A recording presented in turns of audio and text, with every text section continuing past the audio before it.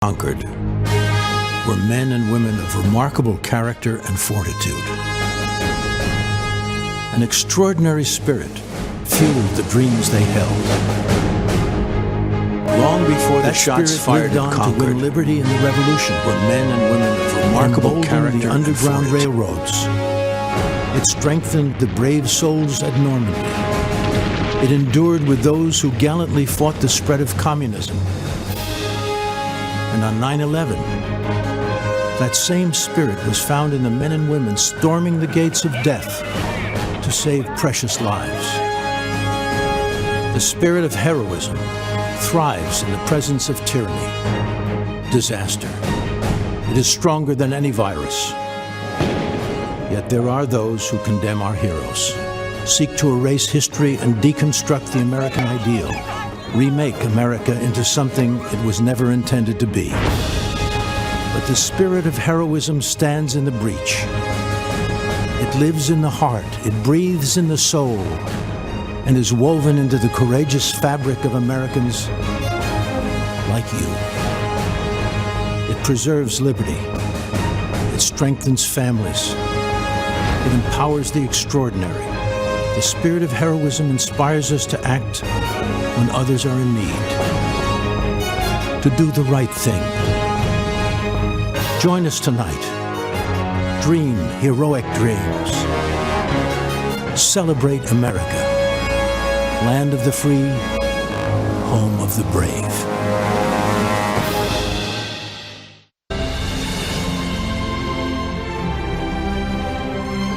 From Washington, D.C., welcome to the 2020 Republican National Convention.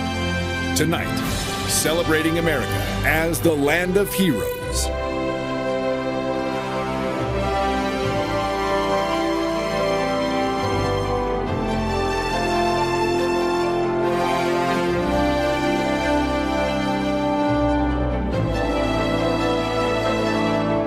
Lord, Almighty God, we come before you this evening and pray for your divine protection over our brothers and sisters in the path of storms along our Gulf Coast.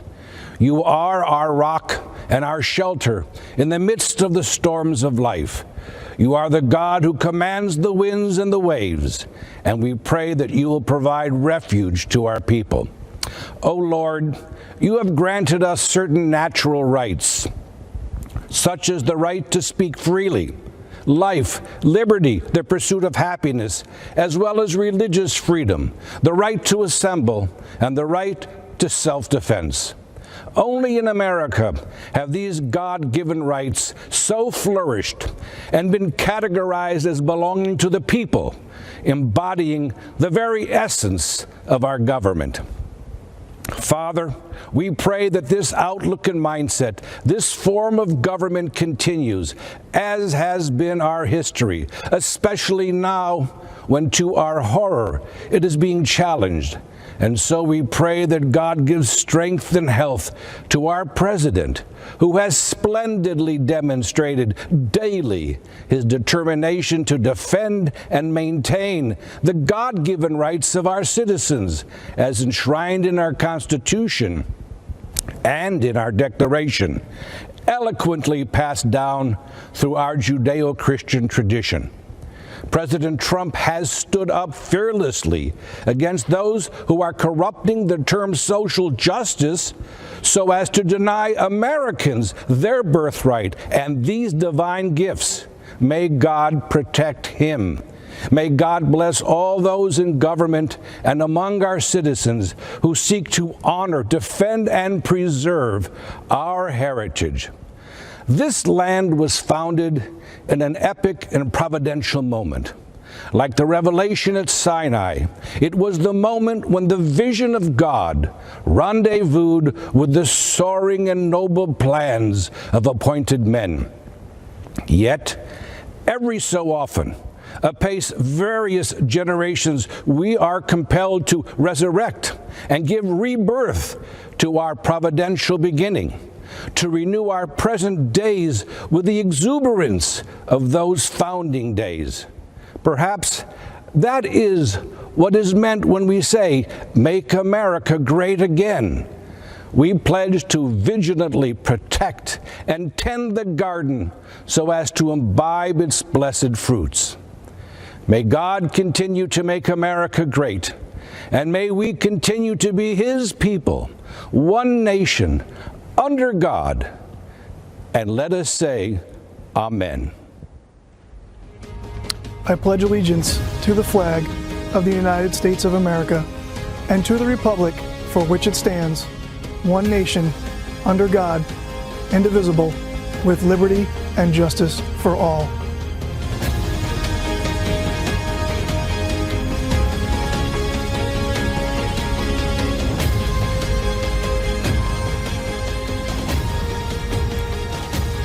Good evening. I'm Governor Kristi Noem of South Dakota. I'm here tonight because I believe America is an exceptional nation, founded on three principles: equality, freedom, and opportunity. But today, our founding principles are under attack. This year, the choice for Americans is between a man who values these ideals and all that can be built because of them, and a man who isn't guided by these ideals, and coincidentally, has built nothing. Remember, America's battle for independence and fight for self-governance was something that had never been done before. Men of great intellect and wisdom, like James Madison, the father of our Constitution, hoped our constitutional republic would last for ages, mitigate the problems that would naturally arise from political factions, and prevent tyranny. Madison also authored much of the Bill of Rights because he understood the natural tendency of government to increasingly encroach on the people's consent, and thus our freedom. He urged his colleagues to adopt these amendments to enshrine in our Constitution the ideals laid out in the Declaration of Independence, that all power comes from the people, that the government is created and ought to be exercised for the benefit of the people. Our Constitution guarantees the right to speak, to assemble, and to worship, the right to arm ourselves as a counterbalance to a standing army, and the right to a fair and equitable criminal justice system. We must fight to protect these foundational rights from government interference and indifference. America is unique in the world. Government's power at all levels is limited to the confines of our Constitution, which protects our God-given liberties and civil rights. We are not and will not be the subjects of an elite class of so-called experts. We, the people, are the government. Now, at times, our country has struggled to live up to our founding principles. Another great American, Abraham Lincoln, knew that struggle better than anybody. When he was just 28 years old, Honest Abe saw wild and furious passions worse than savage mobs, he said, taking the place of reasoned judgment. He was alarmed by the increasing disregard for the rule of law throughout the country. He was concerned for the people that had seen their property destroyed, their families attacked, and their lives threatened or even taken away.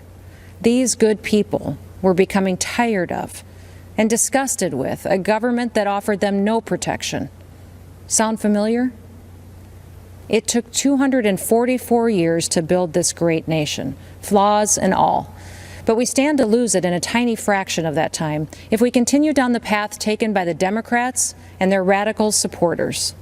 From Seattle and Portland to Washington and New York, Democrat-run cities across this country are being overrun by violent mobs.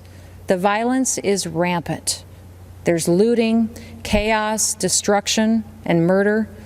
People that can afford to flee have fled, but the people that can't, good, hardworking Americans, are left to fend for themselves. The Republican Party's commitment to individual rights and self-government is as necessary today as it was in 1860 when we won our first presidential election. Our party respects individuals based on who they are. We don't divide people based on their beliefs or their roots. We don't shun people who think for themselves. We respect everyone equally under the Constitution, and we treat them as Martin Luther King Jr. wished, according to the content of their character, not the color of their skin. In just 4 years, President Trump has lifted people of all races and backgrounds out of poverty, He shrunk government.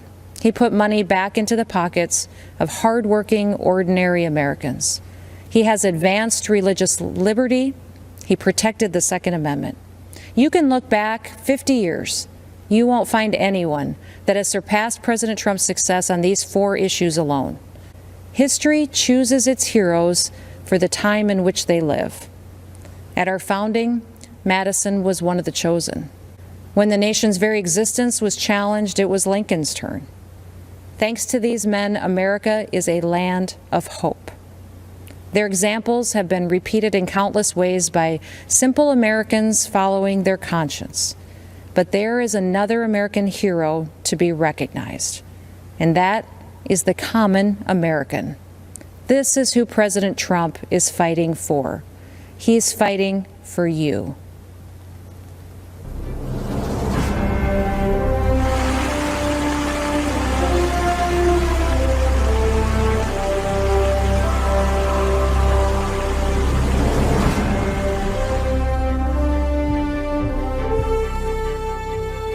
I'm Scott Dane.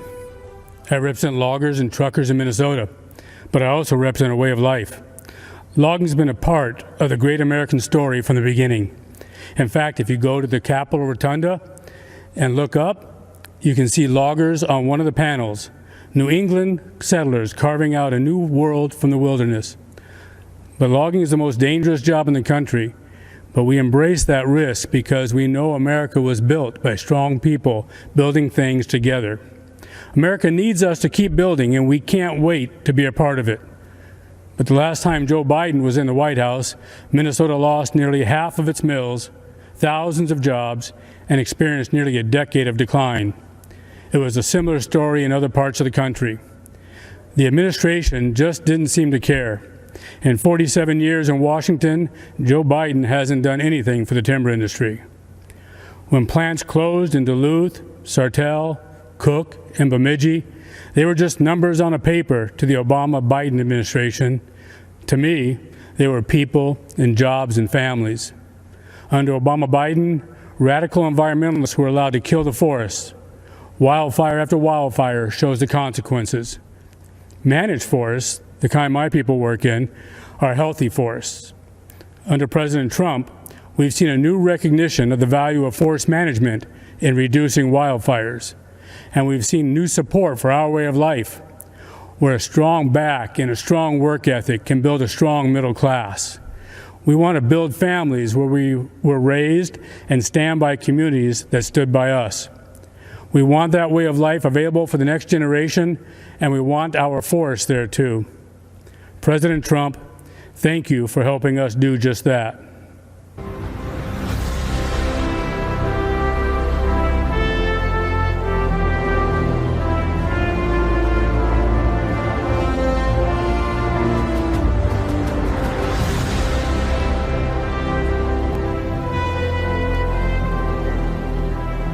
Hi, I'm U.S. Senator Marsha Blackburn from Tennessee. America is a nation of heroes. In times of difficulty, we're reminded that they're all around us.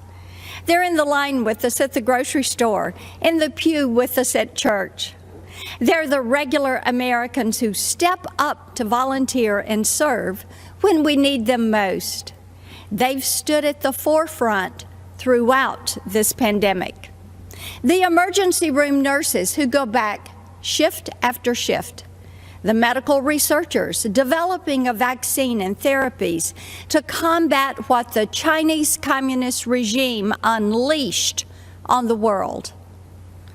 Cookeville's Double Springs Church of Christ members lifting our country up in prayer and providing for those impacted by tragedy.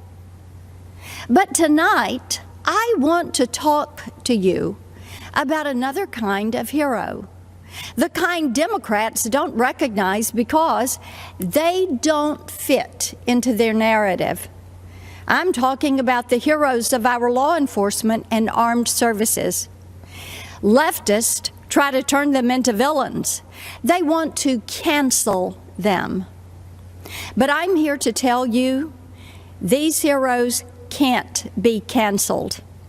Tennessee is full of them. After all, we're the volunteer state. My dad served in the Army in World War II. When he came home, he put on another uniform and for 30 years volunteered to help our underfunded Sheriff's Department. I'm reminded of him whenever I see compassion and selflessness in others. When I see law enforcement officers put their lives on the line every single day to keep our communities safe, in spite of the hatred thrown at them. When I see the heroes who volunteer to serve our country, putting their lives on the line for our freedom. Many of these heroes call Tennessee home, and we could not be more proud of the brave men and women of the 101st Airborne Division at Fort Campbell. The common thread between them is a deep-seated desire to serve a cause larger than themselves. They don't believe their country owes them anything. They believe they owe their country and their fellow man. As hard as Democrats try, they can't cancel our heroes. They can't contest their bravery, and they can't dismiss the powerful sense of service that lives deep in their souls. So, they try to defund them, our military, our police, even ICE, to take away their tools to keep us safe. Joe Biden, Kamala Harris, and their radical allies try to destroy these heroes because if there are no heroes to inspire us, government can control us. They close our churches, but keep the liquor stores and abortion clinics open. They say we can't gather in community groups, but encourage protest, riots, and looting in the streets. If the Democrats had their way, they would keep you locked in your house until you become dependent on the government for everything. That sounds a lot like communist China to me. Maybe that's why Joe Biden is so soft on them. Why Nancy Pelosi says that China would prefer Joe Biden. Yep, I bet they would. But President Trump has stood up for our heroes every day. He stood by our law enforcement, our military, and the freedoms we hold dear. He's made good on his promise to put America first. And I hope you will stand with me as we send him back for 4 more years with a clear message to the Democrats. You will never cancel our heroes.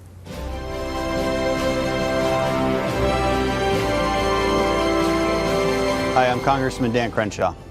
8 years ago, in the fields of Helmand Province, Afghanistan, a close friend and teammate laid down cover fire against Taliban insurgents so that I could walk, blind and bloodied, to the medevac helicopter and survive. But he didn't. Dave Warson was killed 2 months later. He died a hero to this great country. Here's the truth about America. We are a country of heroes. I believe that, so should you. We are a people with a common set of ideals conceived in liberty. People that have sacrificed time and again for our freedom and the freedom of others. That's something no other country ever, anywhere, can claim.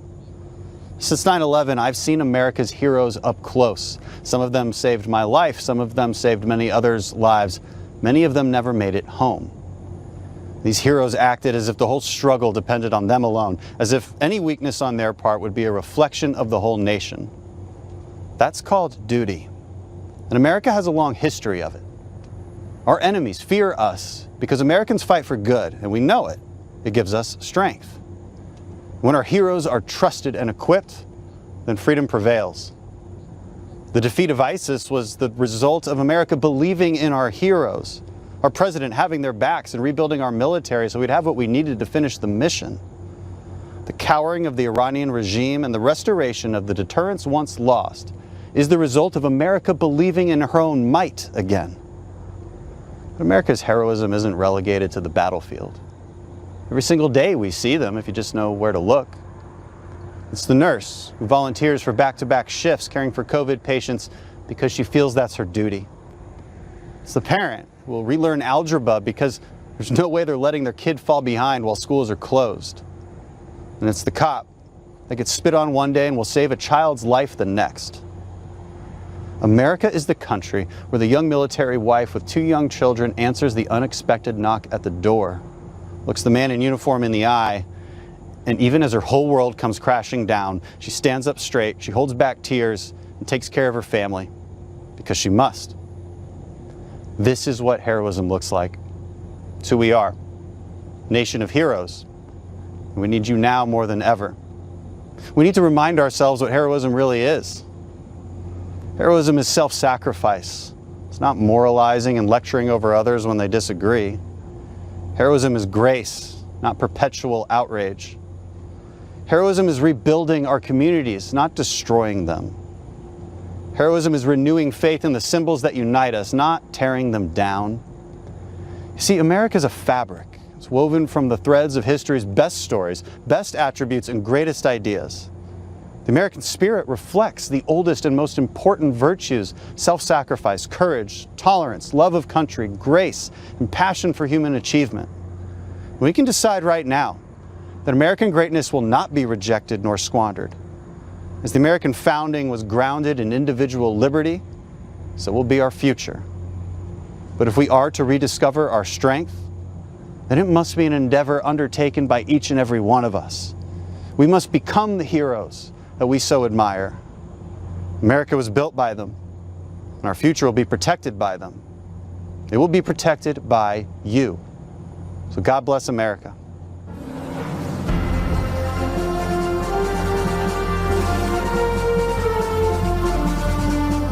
Good evening. I'm retired Lieutenant General Keith Kellogg. In 1967, at the age of 22, I volunteered to serve my country in Vietnam. From the jungles of Vietnam to the deserts of Iraq, I have gone where my nation asked. I have borne witness to soldiers' last moments on earth, their lives spent in hope and promise of a better future for all Americans. I was in the Pentagon on September 11th, 2001. I lost friends there that day.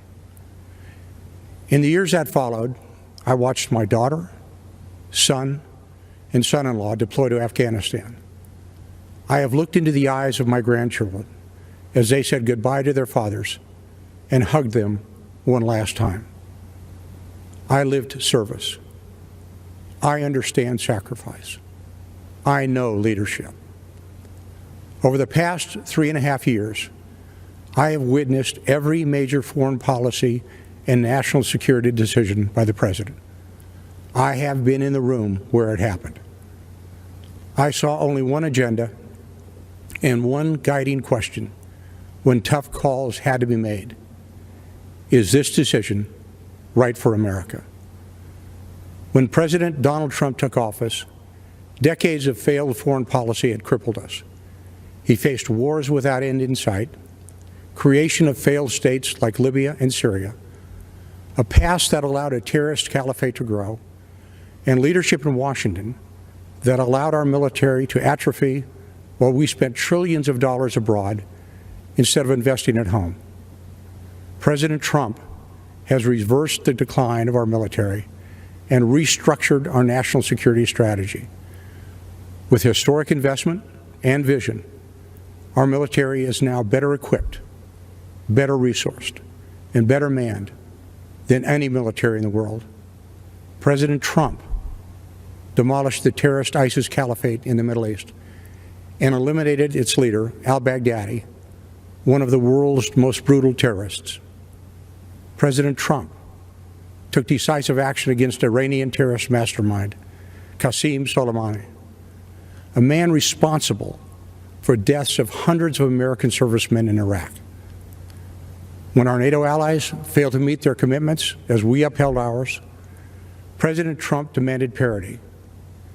NATO members have now increased their contributions over $100 billion this year, and NATO's Secretary General credits President Donald J. Trump. President Trump challenged and continues to challenge an ever increasingly provocative and militant China. But make no mistake, President Trump is no hawk. He wisely wields the sword when required, but believes in seeking peace instead of perpetual conflict. Just over a week ago, our president brokered a peace agreement between the United Arab Emirates and Israel, the first in the Middle East in over 25 years. And this week, Afghan negotiators, with help from American officials, will start peace negotiations between the Taliban and the Afghan government to end America's longest war. Ask yourself, has this president kept his promises to keep us out of needless conflicts and to pursue ending wars without end? Has he defended your interests in renegotiating trade deals that previously hurt Americans and our national security? Has he fulfilled his commander-in-chief role by decisively going after our nation's enemies? You and I know the answer is yes. The choice is clear. This is the most important election of our lifetime. The next 4 years will decide the course of our country for decades to come.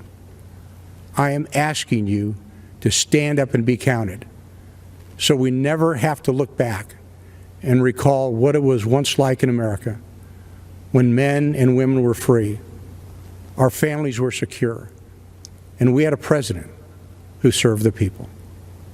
God bless America. Thank you, and good night.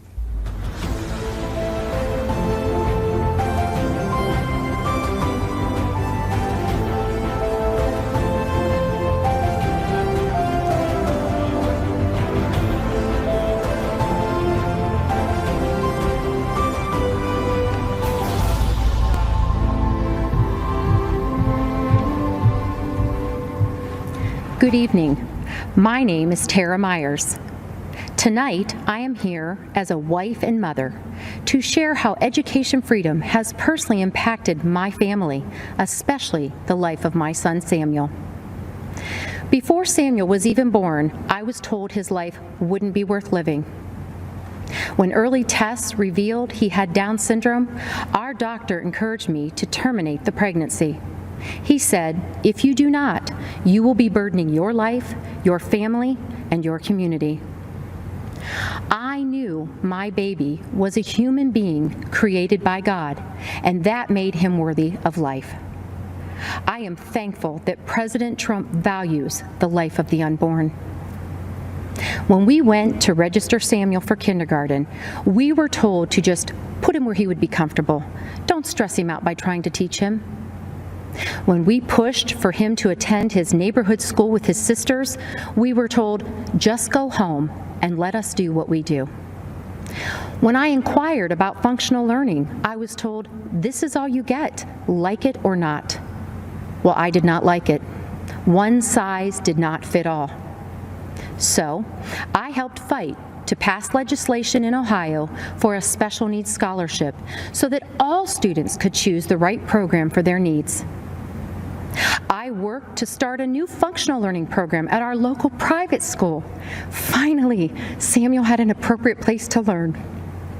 Last December, Samuel was invited to the White House to meet our president and share his thoughts on education freedom. He said, "School choice helped my dreams come true. My school taught me the way I learn best. I was able to fit in.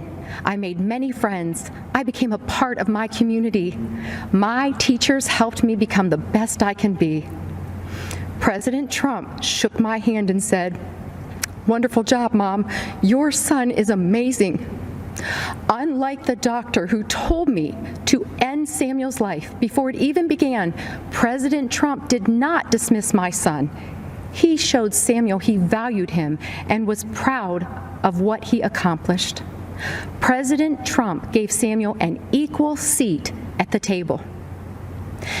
Tonight, I would like to extend my thanks to President Trump and his administration for their work towards making every student's dream of a meaningful education a reality, and for fighting to ensure every child in America has an equal seat at the table of education freedom and an equal opportunity in life.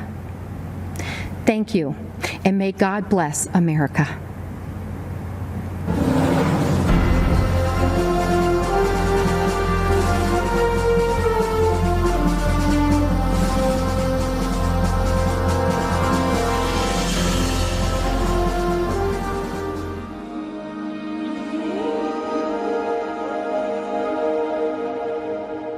It all started at a tea party.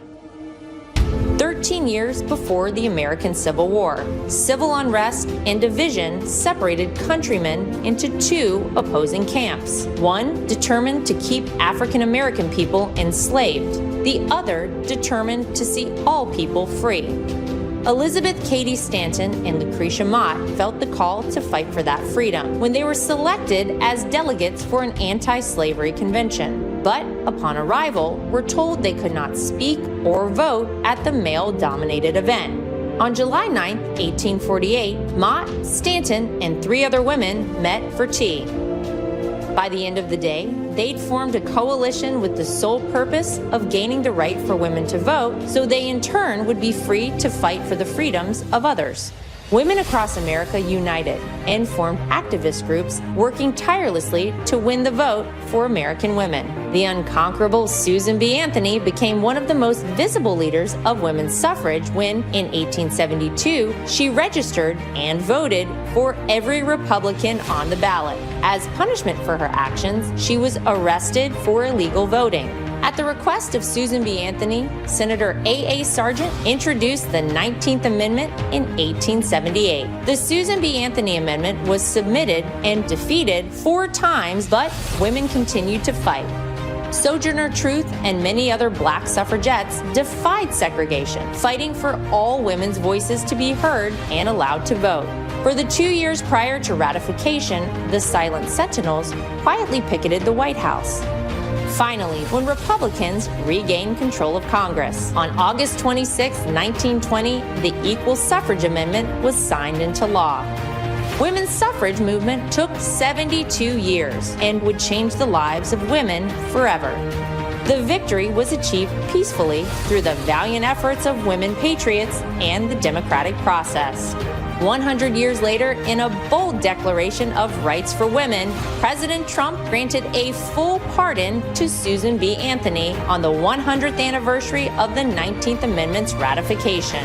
Women's suffrage was born from a desire to fight for the freedom of others. Now, we, the great patriots of America, will band together once again, and with one unified voice, we will vote for freedom.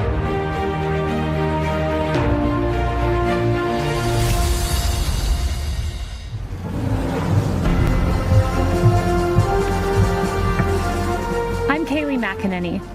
You may know me as a supporter of President Trump, but tonight I'm here to share with you how he supported me, both as a new mom and as an American with a pre-existing condition. When I was 21 years old, I got a call that changed my life. It was my doctor informing me that I had tested positive for the BRCA2 genetic mutation, a mutation that put my chances of breast cancer at 84%. It was the same mutation that my mom had, compelling her to get a preventative double mastectomy, removing her breast tissue, but protecting her from a disease that has taken far too many of our mothers, our sisters, our friends. In my family, 8 women alone were diagnosed with breast cancer, several in their young 20s. I now faced the same prospect. For nearly a decade, I was routinely at Moffitt Cancer Center, getting MRIs, ultrasounds, and necessary surveillance. During these visits, I crossed paths with brave women battling cancer and fighting through chemotherapy. They were a testament to American strength. They are American heroes. On May 1st, 2018, I followed in my mother's footsteps, choosing to get a preventative mastectomy. I was scared. The night before, I fought back tears as I prepared to lose a piece of myself forever. But the next day, with my mom, dad, husband, and Jesus Christ by my side, I underwent a mastectomy, almost eliminating my chance of breast cancer, a decision I now celebrate. Breast reconstruction has advanced remarkably. While it is an individual's decision, my doctor and I chose a course of surgery that left me virtually unchanged. But more important than physical results, I developed a strength and a confidence that I carry with me. During one of my most difficult times, I expected to have the support of my family, but I had more support than I knew.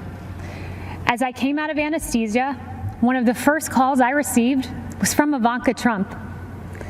As I recovered, my phone rang again. It was President Trump calling to check on me. I was blown away. Here was the leader of the free world caring about my circumstance. At the time, I had only met President Trump on a few occasions. But now I know him well, and I can tell you that this president stands by Americans with pre-existing conditions. In fact, President Trump called me this morning. I spoke with him several times today, and he told me how proud he was of me for sharing this story. The same way President Trump has supported me, he supports you. I see it every day. I've heard him say the hardest part of his job is writing to loved ones of fallen soldiers. I've seen him offer heartfelt outreach to grieving parents who lost their children to crime in the streets. And I've watched him fight for Americans who lost their jobs. President Trump fights for the American people because he cares about stories like these. I have a 9-month-old daughter. She's a beautiful, sweet little girl.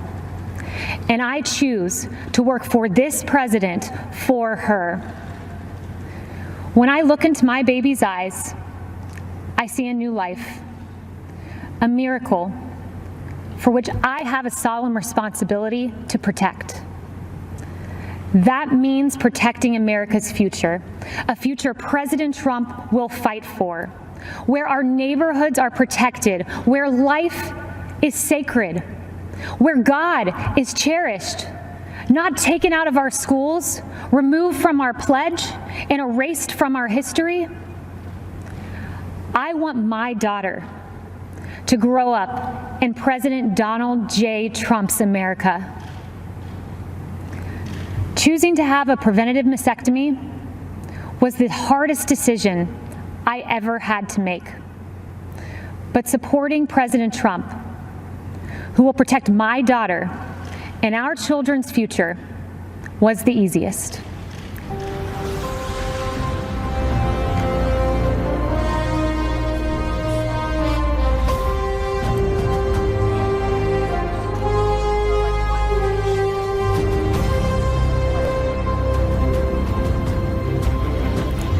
Good evening. I'm Karen Pence. My husband is Vice President Mike Pence. 100 years ago today, the 19th Amendment was adopted into the United States Constitution, guaranteeing women the right to vote. Because of heroes like Susan B. Anthony and Lucy Stone, women today, like our daughters, Audrey and Charlotte, and future generations, will have their voices heard and their votes count. The women's suffrage movement was the gateway that led to women having the opportunities to achieve monumental milestones and accomplish significant achievements in both civic and governmental roles. This evening, we look at heroes in our land. As Second Lady of the United States for the past 3.5 years, I have had the honor of meeting many heroes across this great country. The Pences are a military family. Our son Michael serves in the United States Marines, and our son-in-law Henry serves in the U.S. Navy. And one of my key initiatives is to elevate and encourage military spouses. These men and women, like our daughter Charlotte and our daughter-in-law Sarah, are the home front heroes. I have been privileged to hear so many stories of selfless support, volunteer spirit, and great contributions to the armed forces and our communities. You know, military spouses may experience frequent moves and job changes, periods of being a single parent while their loved one is deployed, all while exhibiting pride, strength, and determination, and being a part of something bigger than themselves. To all of the military spouses, thank you. President Trump and Vice President Pence have been supporting our United States Armed Forces, including our military families, on a significant scale. While traveling throughout our nation to educate military spouses about policy solutions that President Trump has promoted involving real, tangible progress in military spouse employment, I have been inspired to meet heroes like Lisa Bradley and Cameron Cruz. These military spouses decided to start their own business, R Riveter, named after the Rosie the Riveter campaign used to recruit women workers during World War II. R Riveter makes beautiful handbags designed and manufactured exclusively by military spouses. And many of those spouses live all over the country.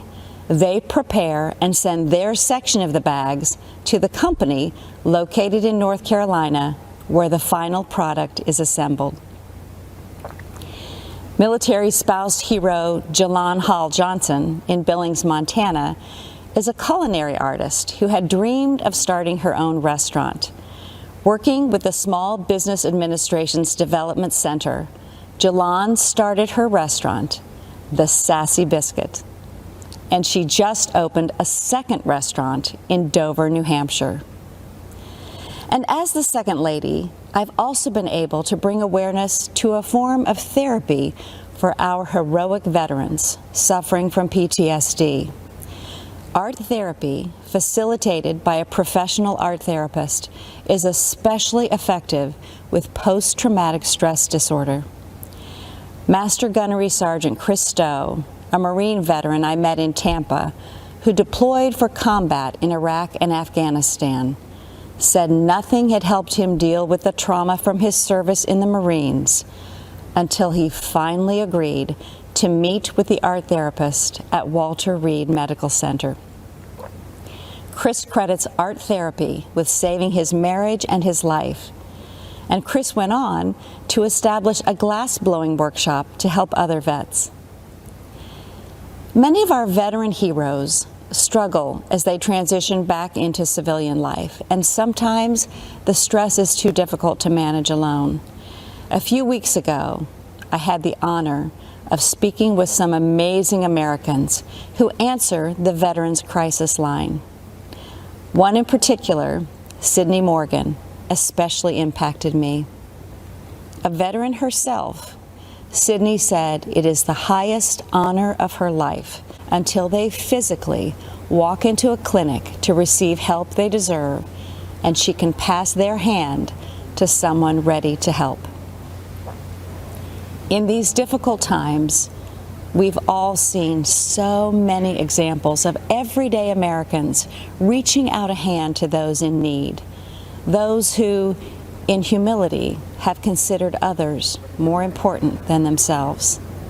We've seen healthcare workers, teachers, first responders, mental health providers, law enforcement officers, grocery and delivery workers, and farmers, and so many others.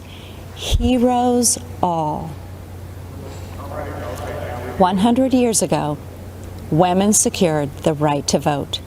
So let's vote, America. Let's honor our heroes. Let's re-elect President Trump and Vice President Pence for 4 more years. God bless our heroes, and God bless the United States of America. hold these truths to be self-evident: that all men are created equal, that they are endowed by their Creator with certain unalienable rights, that among these are life, liberty, and the pursuit of happiness. Good evening. I'm Kellyanne Conway. 100 years ago, courageous warriors helped women secure the right to vote. This has been a century worth celebrating, but also a reminder that our democracy is young and fragile. A woman in a leadership role can still seem novel. Not so for President Trump. For decades, he has elevated women to senior positions in business and in government. He confides in and consults us, respects our opinions, and insists that we are on equal footing with the men. President Trump helped me shatter a barrier in the world of politics by empowering me to manage his campaign to its successful conclusion. With the help of millions of Americans, our team defied the critics, the naysayers, the conventional wisdom, and we won. For many of us, women's empowerment is not a slogan. It comes not from strangers on social media or sanitized language in a corporate handbook. It comes from the everyday heroes who nurture us, who shape us, and who believe in us. I was raised in a household of all women. They were self-reliant and resilient. Their lives were not easy, but they never complained. Money was tight, but we had an abundance of what mattered most: family, faith, and freedom. I learned that in America, limited means does not make for limited dreams. The promise of America belongs to us all. This is a land of inventors and innovators, of entrepreneurs and educators, of pioneers and parents, each contributing to the success and the future of a great nation and her people. These everyday heroes have a champion in President Trump. The teacher who took extra time to help students adjust to months of virtual learning. The nurse who finished a 12-hour COVID shift and then took a brief break, only to change her mask, gown, and gloves to do it all over again. The small business owner striving to reopen after the lockdown was lifted, and then again after her store was vandalized and looted. The single mom with 2 kids, 2 jobs, 2 commutes, who 10 years after that empty promise finally has health insurance. President Trump and Vice President Pence have lifted Americans, provided them with dignity, opportunity, and results.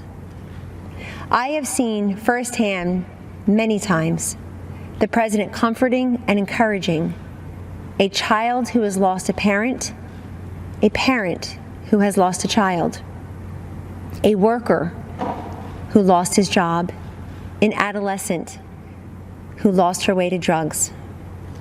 Don't lose hope, he has told them, assuring them that they are not alone and that they matter. There always will be people who have far more than us. Our responsibility is to focus on those who have far less than us. President Trump has done precisely that in taking unprecedented action to combat this nation's drug crisis. He told me, "This is so important, Kellyanne.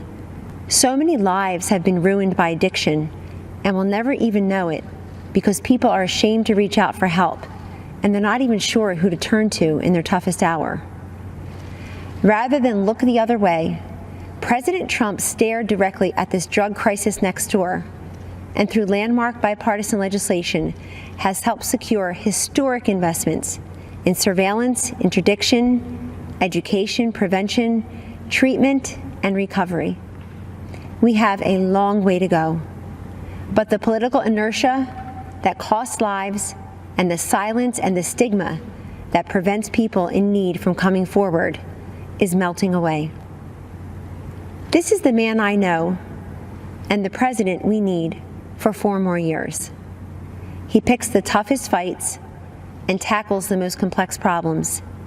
He has stood by me, and he will stand up for you. In honor of the women who empowered me and for the future of the children we all cherish, thank you, and God bless you always.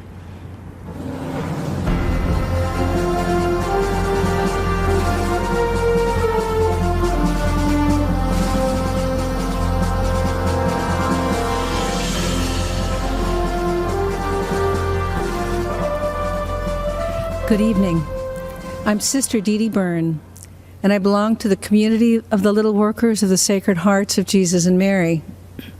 Last 4th of July, I was honored to be one of the President's guests at his Salute to America celebration. I must confess that I recently prayed while in chapel, begging God to allow me to be a voice and instrument for human life. And now here I am, speaking at the Republican National Convention.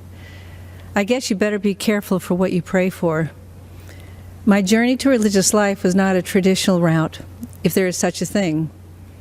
In 1978, as a medical school student at Georgetown University, I joined the Army to help pay for my tuition and ended up devoting 29 years to the military, serving as a doctor and a surgeon in places like Afghanistan and Egypt's Sinai Peninsula. After much prayer and contemplation, I entered my religious order in 2002, working to serve the poor and the sick in Haiti, Sudan, Kenya, Iraq, and in Washington, D.C. Humility is at the foundation of our order, which makes it very difficult to talk about myself. But I can speak about my experience working for those fleeing war-torn and impoverished countries all around the world. Those refugees all share a common experience. They have been all marginalized, viewed as insignificant, powerless, and voiceless. And while we tend to think of the marginalized as living beyond our borders, the truth is the largest marginalized group in the world can be found here in the United States. They are the unborn. As Christians, we first met Jesus as a stirring embryo in the womb of an unwed mother and saw him born 9 months later in the poverty of the cave. It's no coincidence that Jesus stood up for what was just and was ultimately crucified because what he said wasn't politically correct or fashionable. As followers of Christ, we are called to stand up for life against the politically correct or fashionable of today. We must fight against a legislative agenda that supports and even celebrates destroying life in the womb. Keep in mind, the laws we create define how we see our humanity. And we must ask ourselves, what are we saying when we go into a womb and snuff out an innocent, powerless, voiceless life? As a physician, I can say without hesitation, life begins at conception. While what I have to say may be difficult for some to hear, I am saying it because I'm not just pro-life, I'm pro-eternal life, and I want all of us to end up in heaven together someday. Which brings me to why I'm here today.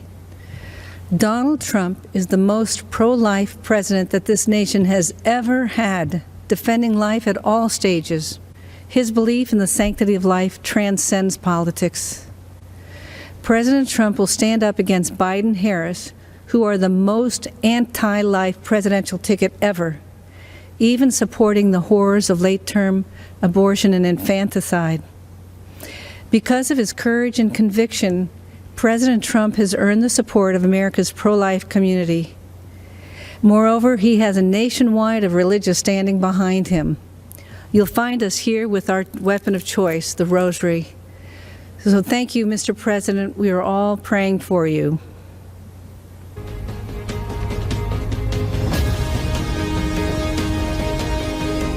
I'm Lou Holtz.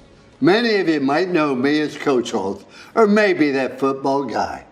It is a pleasure, a blessing, and an honor for me to explain why I believe that President Trump is a consistent winner, an outstanding leader, and deserves to be reelected as our president.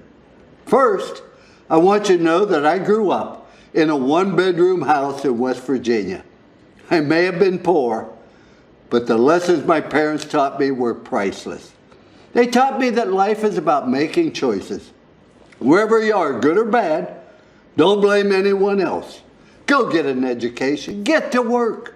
You can overcome any obstacles, and always remember that in this great country of ours, anyone can amount to something special.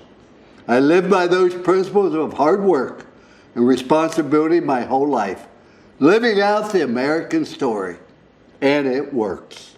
But there are people today, like politicians, professors, protesters, and of course, President Trump's naysayers in the media who like to blame others for problems. They don't have pride in our country. And because they no longer ask, what can I do for my country? Only what the country should be doing for them. They don't have pride in themselves. That's wrong. When I was an officer in the Army, I served with so many great Americans who embraced their responsibility to our country. I'm so proud of their sacrifices and the opportunity it has provided for so many millions. America remains a land of opportunity, no matter what the other side says or believes. You know, there's a statue of me at Notre Dame. I guess they needed a place for the pigeons to land. But if you look closely, you will see these three words there: trust, commitment, and love. All my life, I've made my choices based on these three words. I use these three rules to make choices about everything. My beloved wife of 59 years, athletes I coached, and of course, politicians, even President Trump. I ask myself three things. One, can I trust them? When a leader tells you something, you gotta be able to count on it. That's President Trump. He says what he means what he says, and he's done what he said he would do at every single turn. One of the important reasons he has my trust is because nobody has been a stronger advocate for the unborn than President Trump. The Biden-Harris ticket is the most radically pro-abortion campaign in history. They and other politicians are Catholics in name only and abandon innocent lives. President Trump protects those lives. I trust President Trump. The second question I ask is, are they committed to doing their very best? President Trump always finds a way to get something done. If you want to do something bad enough, you will find a way. If not, you'll find an excuse. And excuses are a lot easier to find than solutions. President Trump finds solutions. President Trump is committed. And the third question I ask is, do they love people? Do they care about others? To me, this is very clear. President Trump has demonstrated through his prison reform, advocating for school choice and welfare reform, that he wants Americans from all walks of life to have the opportunity to succeed and live the American dream. President Trump loves our country and our great people. Trust, commitment, and love. In President Trump, we have a president we can trust, who works hard at making America greater and who genuinely cares about people. If I apply this test to Joe Biden, I can't say yes to any of these three questions. I used to ask our athletes at Notre Dame, if you did not show up, who would miss you and why? Can you imagine what would happen to us if President Trump had not shown up in 2016 to run for president? I'm so glad he showed up. Thank you for showing up, Mr. President. I encourage everyone who loves this country, who loves America, to show up in November for President Trump. Thank you.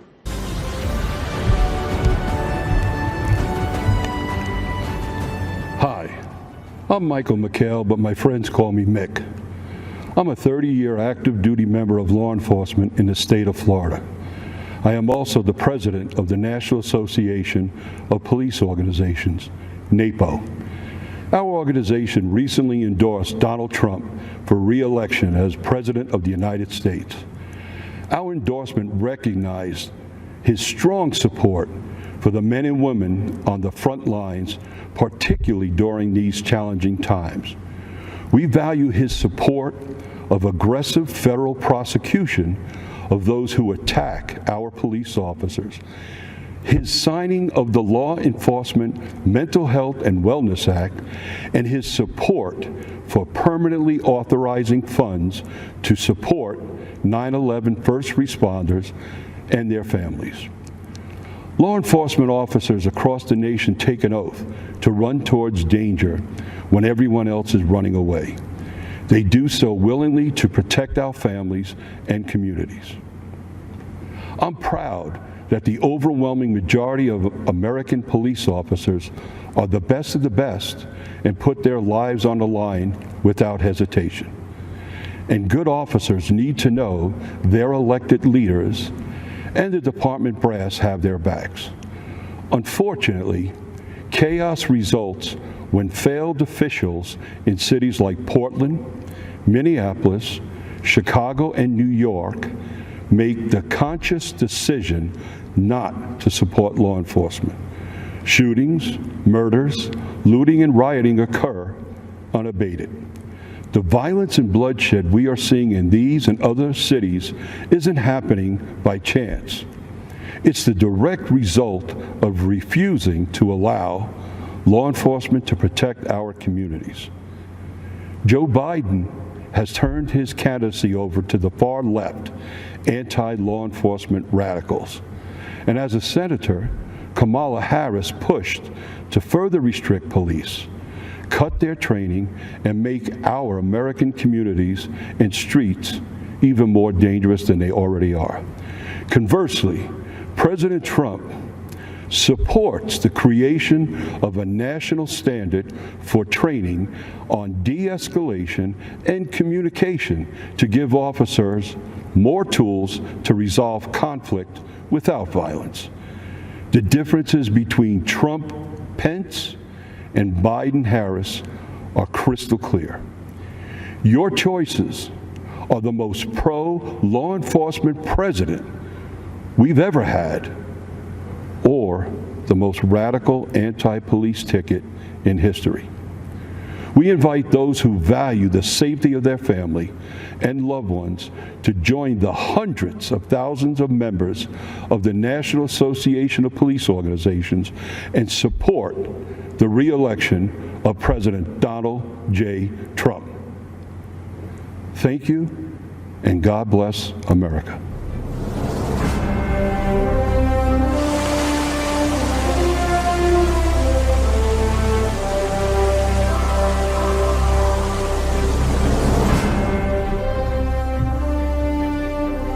I'm Congresswoman Elise Stefanik, and I am honored to represent New York's 21st Congressional District, the cradle of the American Revolution.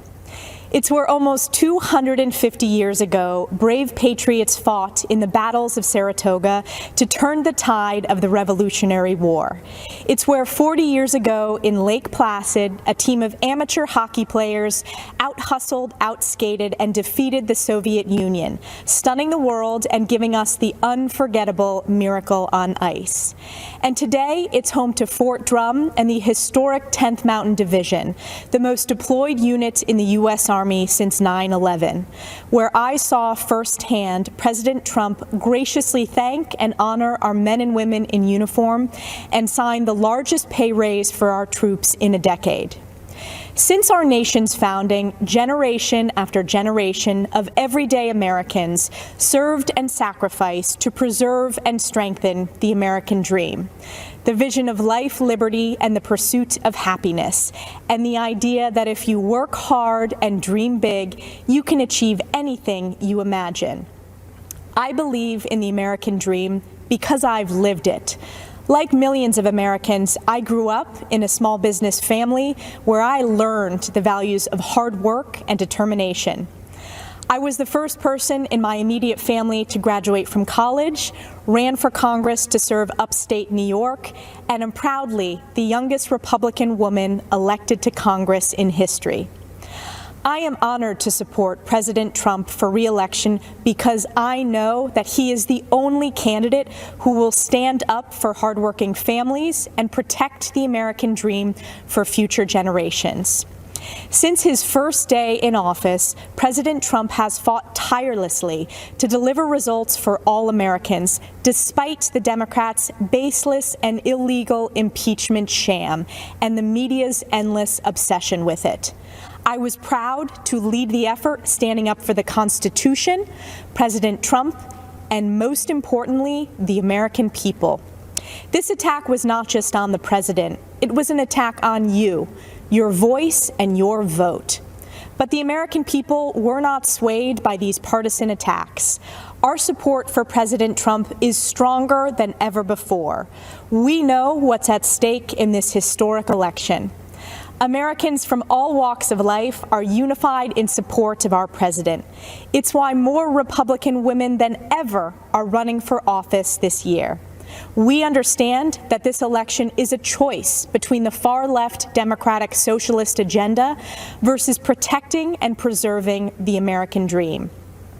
President Trump is working to safely reopen our Main Street economy. He understands that the engine of our country is fueled by the ingenuity and determination of American workers, entrepreneurs, and small businesses. Joe Biden wants to keep them locked up in the basement and crush them with $4 trillion in new taxes. We face a critical choice. Joe Biden's far-left failed policies of the past 47 years, or President Trump, who will stand up for the American people and the Constitution. I believe in the wisdom and spirit of the American people to elect the only candidate who is capable of protecting the American dream, President Donald J. Trump. Thank you to the North Country for the opportunity to serve as your voice supporting his re-election. God bless the United States of America, the greatest country on earth.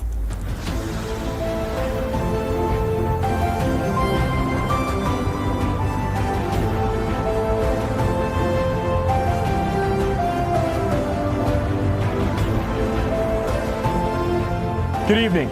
I'm Madison Cawthorn, and I'm running to represent North Carolina's 11th Congressional District. This is a time of great adversity for our country, and I know something about adversity.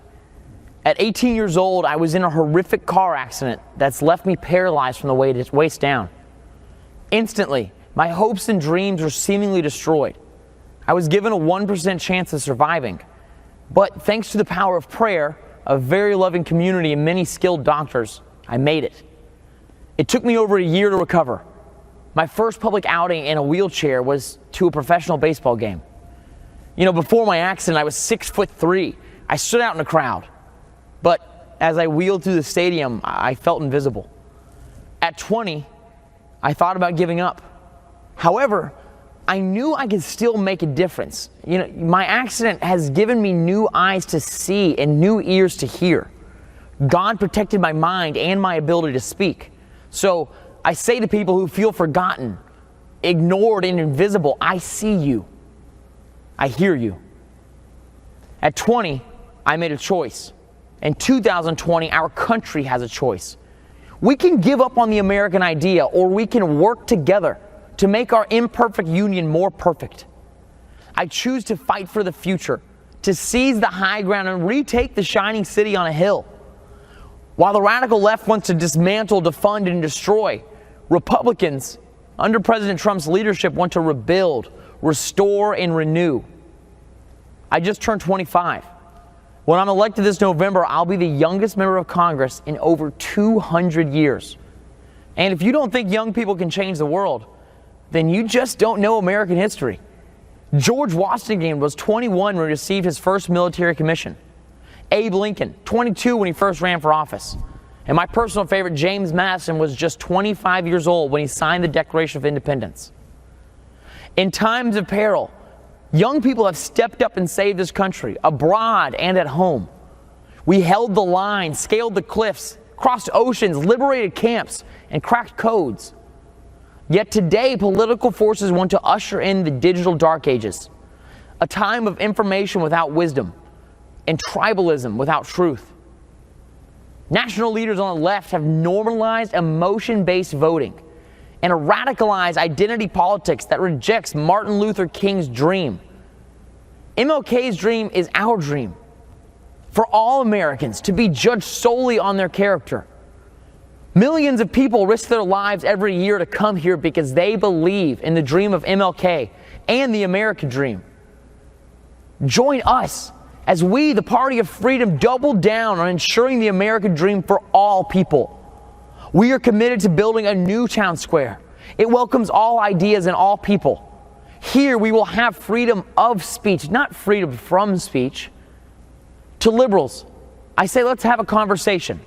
Be a true liberal. Listen to other ideas and let the best ones prevail. And to conservatives, I say let's define what we support and win the argument in areas like healthcare and on the environment.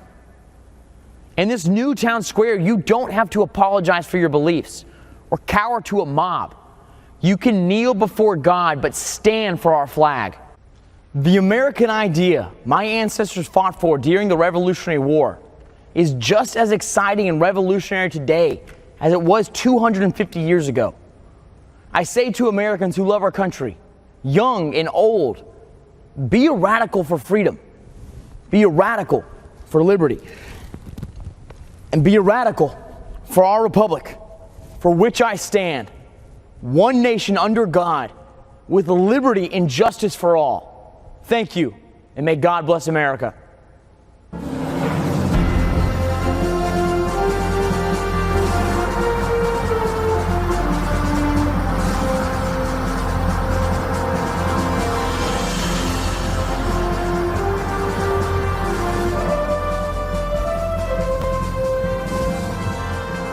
I'm Jack Brewer, a former three-time NFL team captain, college professor, coach, husband, son, and father. I'm also a lifelong Democrat, but I support Donald Trump. Let me be clear, I didn't come here for the popularity or the praise, the likes or the retweets. I'm here as a servant to God, a servant to the people of our nation, and a servant to our president. I grew up in Grapevine, Texas, a town that my great-grandfather was the first black man to settle as a sharecropper in 1896. My early high school experience included fighting with skinheads and being a witness in an attempted murder trial after my friend shot a skinhead in self-defense. I remember my dad's bravery when he personally stood up against a KKK rally in my town. In my house, my father taught me to back down from no one. I know what racism looks like. I've seen it firsthand. In America, it has no resemblance to President Trump. And I'm fed up with the way he's portrayed in the media, who refuse to acknowledge what he's actually done for the black community. It's confusing the minds of our innocent children. Before I left to come deliver this message, my energetic 8-year-old son Jackson stopped me and said, "Dad, can you please just tell everyone that all lives need to matter and that God loves everyone?" In that moment, I realized that my 8-year-old had figured out what so many adults have seemed to forget. We are not as divided as our politics suggest. At some point, for the sake of our children, the policies must take priority over the personalities. So because you have an issue with President Trump's tone, you're going to allow Biden and Harris to deny our underserved black and brown children school choice? Are we so offended by the president's campaign slogan, "Make America Great Again," that we're going to ignore that Joe Biden and Kamala Harris have collectively been responsible for locking up countless black men for nonviolent crimes? Are you going to allow the media to lie to you by falsely claiming that he said there were very fine white supremacists in Charlottesville? He didn't say that. It's a lie. And ignore the so-called Black Lives Matter organization that openly, on their website, calls for the destruction of the nuclear family. My fellow Americans, our families need each other. We need black fathers in the homes with their wives and children. The future of our communities depend on it. I'm blessed to be able to run inner city youth programs and to also teach in prisons across America. The inmates in my federal prison program literally receive days off their sentence just for attending my class. And that's thanks to President Donald Trump and his First Step Act. President Trump cared about these Americans and their families, even when so many others had left them behind and had written them off. I'm forever grateful for President Trump for that. He endures relentless attacks, and so do many of us, like myself, who support him. But my mama always told me, when the Lord starts blessing, the devil starts messing. This convention marks a time to celebrate our history. Republicans are the party that freed the slaves and the party that put the first black men and women in Congress. It's the party of Frederick Douglass and Abraham Lincoln. And now, Tim Scott and Donald Trump. Our president has made incredible strides to end mass incarceration and give unprecedented opportunities for black in America to rise. America, let this election be a call for all God's people who are called by his name to humble ourselves and pray together and to seek his face and to turn from our wicked ways. Then he will hear us from heaven and he will forgive our sins and he will heal our land. Amen. And God bless America.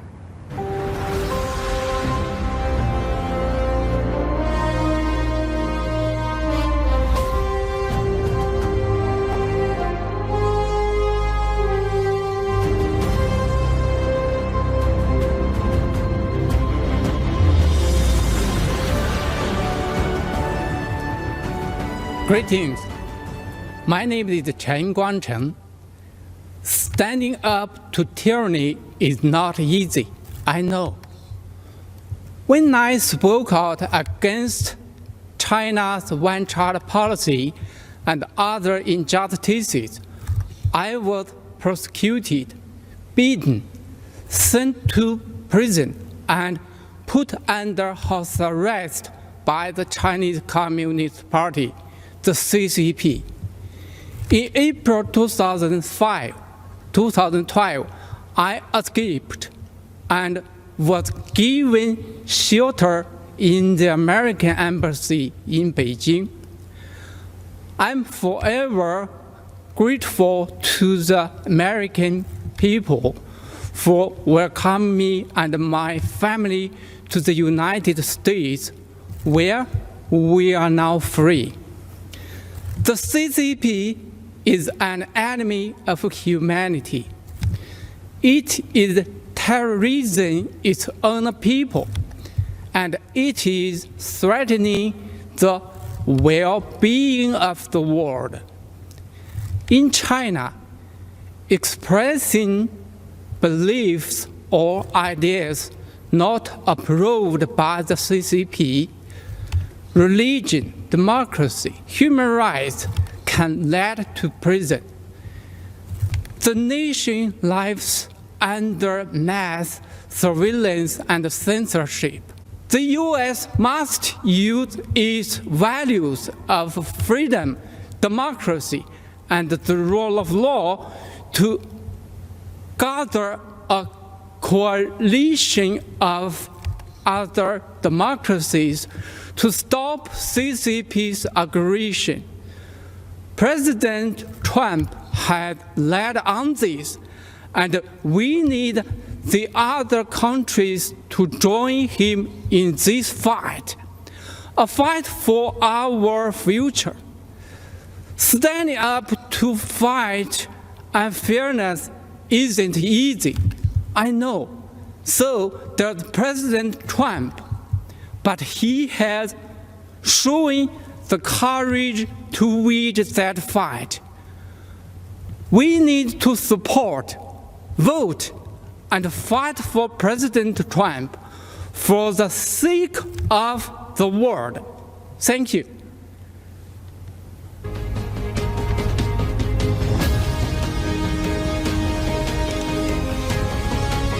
I'm Congressman Lee Zeldin.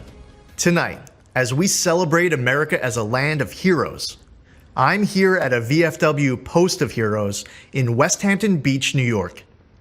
I've seen amazing Americans in action. Raised in a law enforcement family, deployed to Iraq as an 82nd Airborne paratrooper, and serving today in the Army Reserve, my generation of post-9/11 veterans has huge shoes to fill. Following our greatest generation that fought tyranny and saved the world. All over our country, everyday heroes serve and sacrifice for the greater good. Farmers, truckers, craftsmen, these heroes keep America running, and President Trump fights for them every day. This year, we've especially relied on one particular group of heroes, frontline medical workers. My twin daughters, Michaela and Ariana, were born over 14 weeks early. They weighed just 1.5 pounds. At 2 weeks, Michaela went into septic shock, had a stroke, and underwent brain surgery, leaving 1/3 of the left side of her brain a hole. Her doctors didn't believe Michaela would survive, fearing dire permanent consequences even if she did. Through the miracles of modern medicine, power of prayer, and her will to live, my daughters are now starting high school and doing great, with no long-term effects from those frightful months in the NICU. So when I learned my county's PPE stockpile was depleted, I immediately thought of those healthcare workers who saved my baby girls. Jared Kushner and I were on the phone late into that Saturday night. The very next day, President Trump announced he was sending us 200,000 N95 masks. He actually delivered almost 400,000. That number quickly grew to 1.2 million masks, gowns, and more. The president sent thousands of ventilators to New York. He deployed the USS Comfort and converted the Javits Center to a field hospital. His administration authorized our lab testing requests at blinding speed. During a once-in-a-century pandemic, an unforeseeable crisis sent to us from a faraway land, the president's effort for New York was phenomenal. For our nation to emerge even stronger, more prosperous, freer, and more secure than ever. To make our country greater than ever before, we must re-elect President Trump. We are the land of the free because of the brave. And we are the land of opportunity because we have a president who wants to empower the best of who we are to be the best of what we can be. There's never been a nation greater than ours. Never a people more resilient than ours. And never a future for America more promising than ours right now.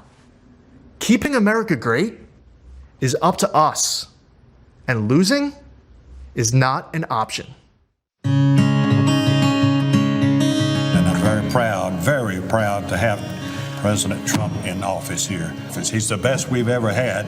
He's done the most for any president ever done. He's always there trying to take care of veterans, giving veterans what they need. The turnaround times have increased since Trump has taken over. You have to fight 15 years for benefits, but once he came into office, you had like 90 days. You turned your paperwork in, at least you had some kind of answer. I waited months for a signature on a piece of paper to get a prosthetic leg fixed.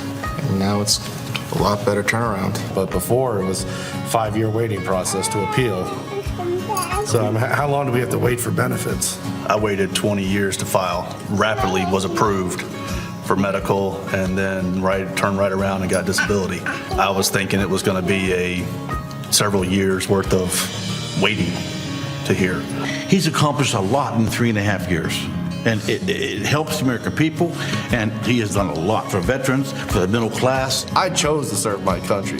If I could do it, I would do it all over again, especially for this president. I mean, he's the kind of president you'd run through a brick wall if he asked you to. Went through many presidents, but this one, I can say, is the best president we've ever had and ever will have, I believe.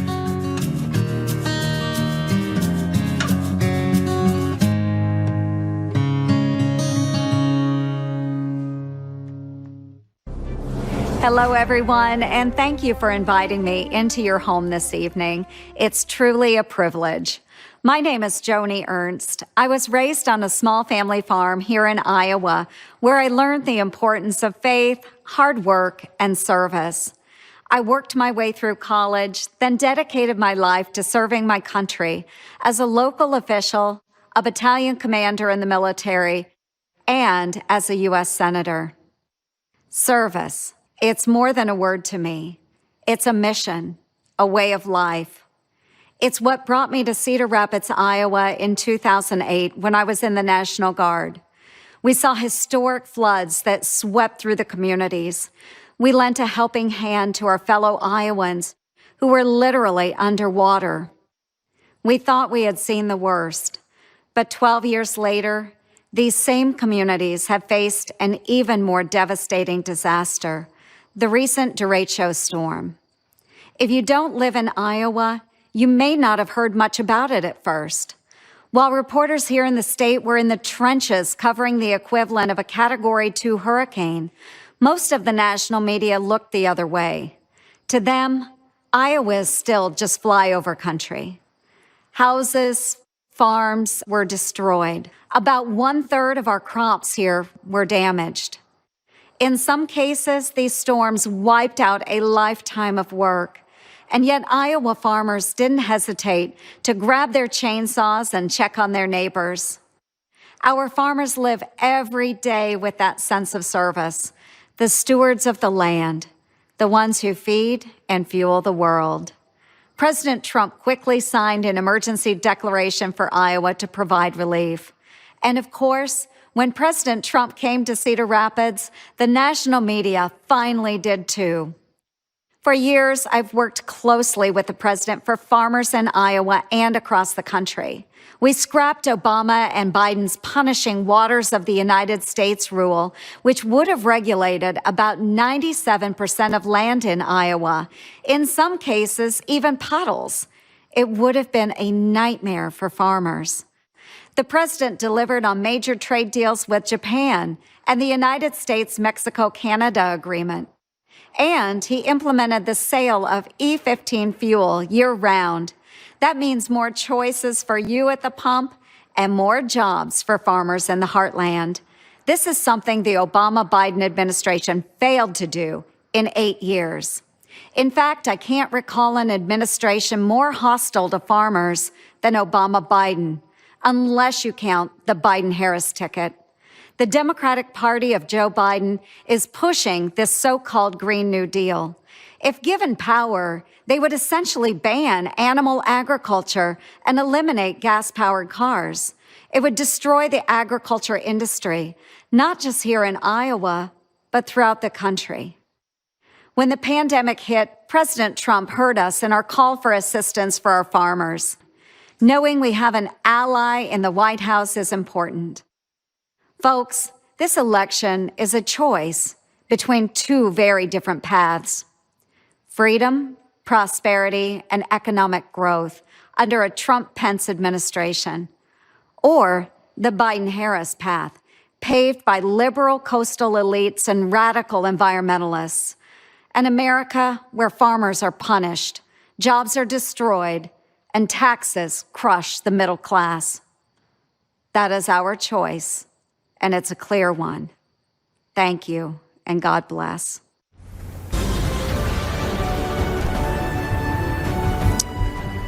Ladies and gentlemen, I'm Burgess Owens.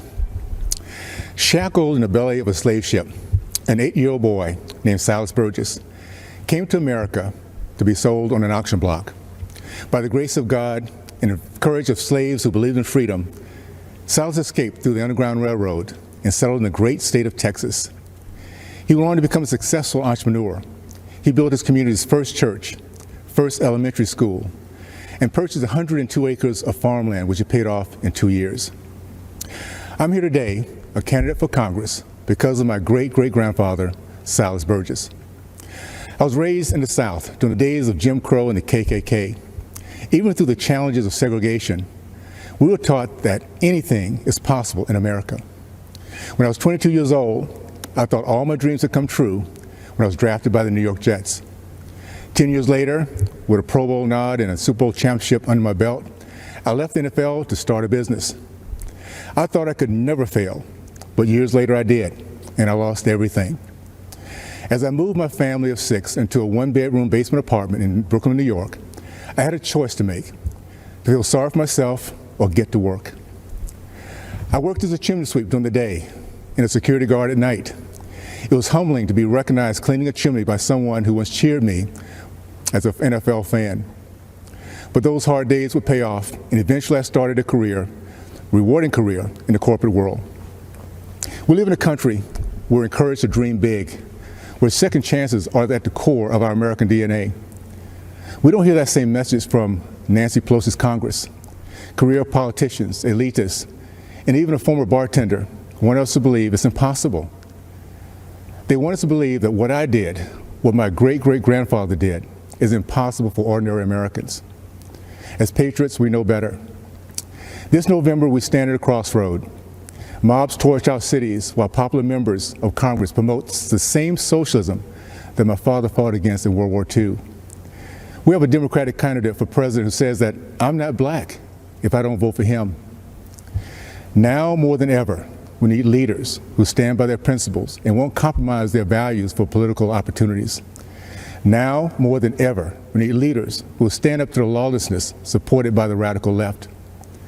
This November, we have an opportunity to reject the mob mentality and once again be the America that my great-great-grandfather believed in. During the Trump administration, business ownership among blacks, Hispanics, and females have reached all-time highs. Those same groups enjoyed record low unemployment and unprecedented prosperity. And we're just getting started.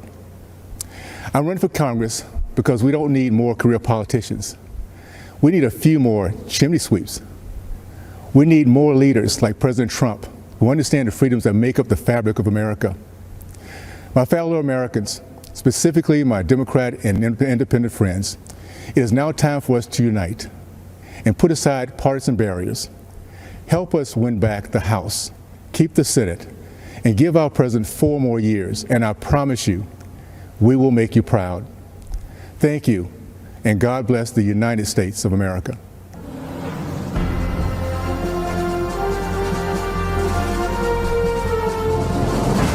Standing guard over Baltimore Harbor is the remains of an earthen star, a relic of time past. It recalls a time when the spirit of liberty stirred in men of renown who stood in the gap against the most powerful force in the world. 27 hours, 1,000 men, low on ammunition, firing scrap metal. The battle raged, insurmountable odds. A darkness fell upon this new nation. In the midst of the fight, the heroes of Fort McHenry were unmoved. The light of dawn overcame the darkness. The gallant flag hoisted above Fort McHenry, torn and battered, stood, victoriously observing a dejected enemy slowly retreating into the rising sun, inspiring the anthem of our nation. The spirit of liberty, not to be denied, the earthen star, Fort McHenry, a reminder of those brave patriots who, having done all, stood and prevailed. It is why we stand today, honoring past, present, and future generations of freedom-loving Americans when we hear the anthem and raise the Star-Spangled Banner.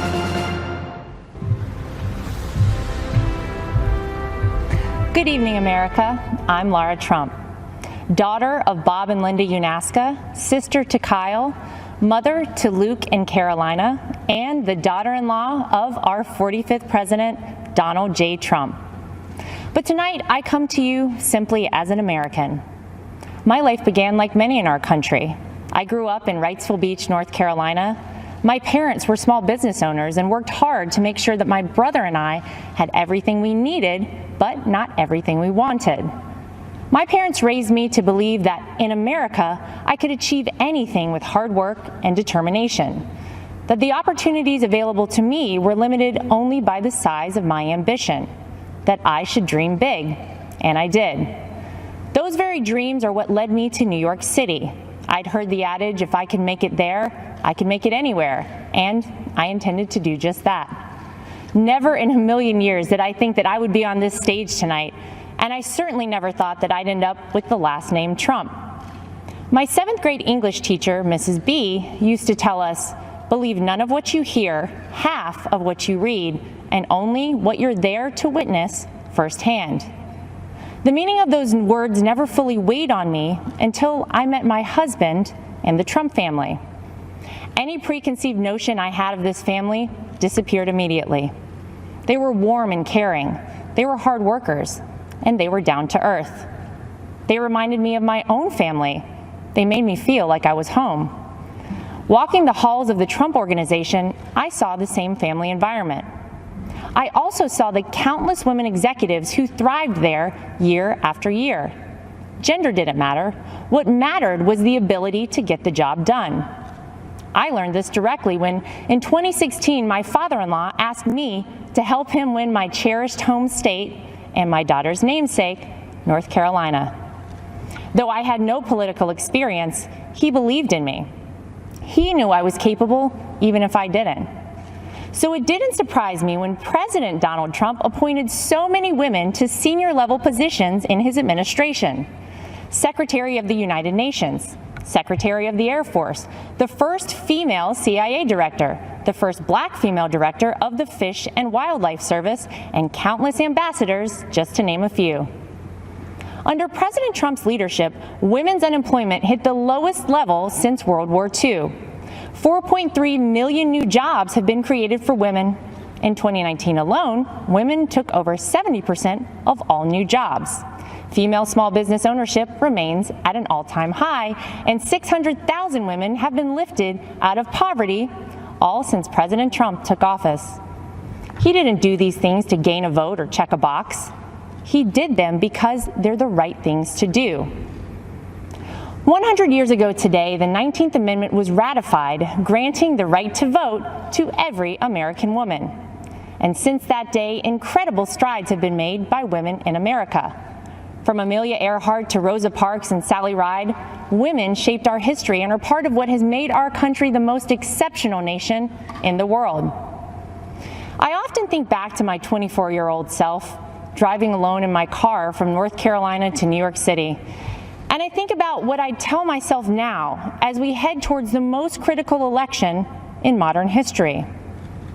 This is not just a choice between Republican and Democrat or left and right. This is an election that will decide if we keep America America or if we head down an uncharted, frightening path towards socialism. Abraham Lincoln once famously said, "America will never be destroyed from the outside. If we falter and lose our freedoms, it will be because we destroyed ourselves."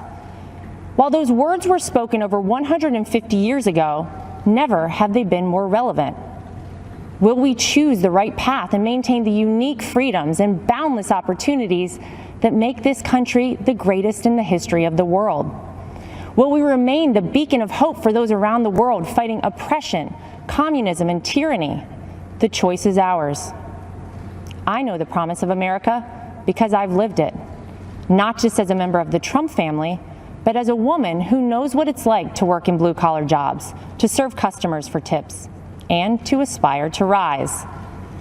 When I look at my son Luke and my daughter Carolina, I wonder, what sort of country will I be leaving for them, for our future generations? In recent months, we've seen weak, spineless politicians cede control of our great American cities to violent mobs. Defund the police is the rallying cry for the new radical Democrat Party. Joe Biden will not do what it takes to maintain order, to keep our children safe in our neighborhoods and in their schools, to restore our American way of life. We cannot dare to dream our biggest dreams for ourselves or for our children while consumed by worry about the safety of our families. President Trump is the law and order president, from our borders to our backyards. President Trump will keep America safe. President Trump will keep America prosperous. President Trump will keep America America. If you're watching tonight and wrestling with your vote on November 3rd, I implore you Tune out the distorted news and biased commentary and hear it straight from someone who knows. I wasn't born a Trump. I'm from the South. I was raised a Carolina girl. I went to public schools and worked my way through a state university. Mrs. B from my 7th grade English class was right. What I learned about our president is different than what you might have heard. I learned that he's a good man, that he loves his family, that he didn't need this job, that no one on earth works harder for the American people, that he's willing to fight for his beliefs and for the people and the country that he loves. He is a person of conviction. He is a fighter and will never stop fighting for America. He will uphold our values. He will preserve our families. And he will build upon the great American edict that our union will never be perfect until opportunity is equal for all, including and especially for women. Our 40th president, Ronald Reagan, said it best: "The dreams of people may differ, but everybody wants their dreams to come true." And America, above all places, gives us the freedom to do that. It's up to us to keep this country a place where no dream is out of reach for our children and generations beyond. To my father-in-law, thank you for believing in me. Thank you for bravely leading this country, and thank you for continuing to fight every day for America. May God bless and protect the Gulf states in the path of the hurricane. May God bless our troops, and may God continue to bless this incredible country.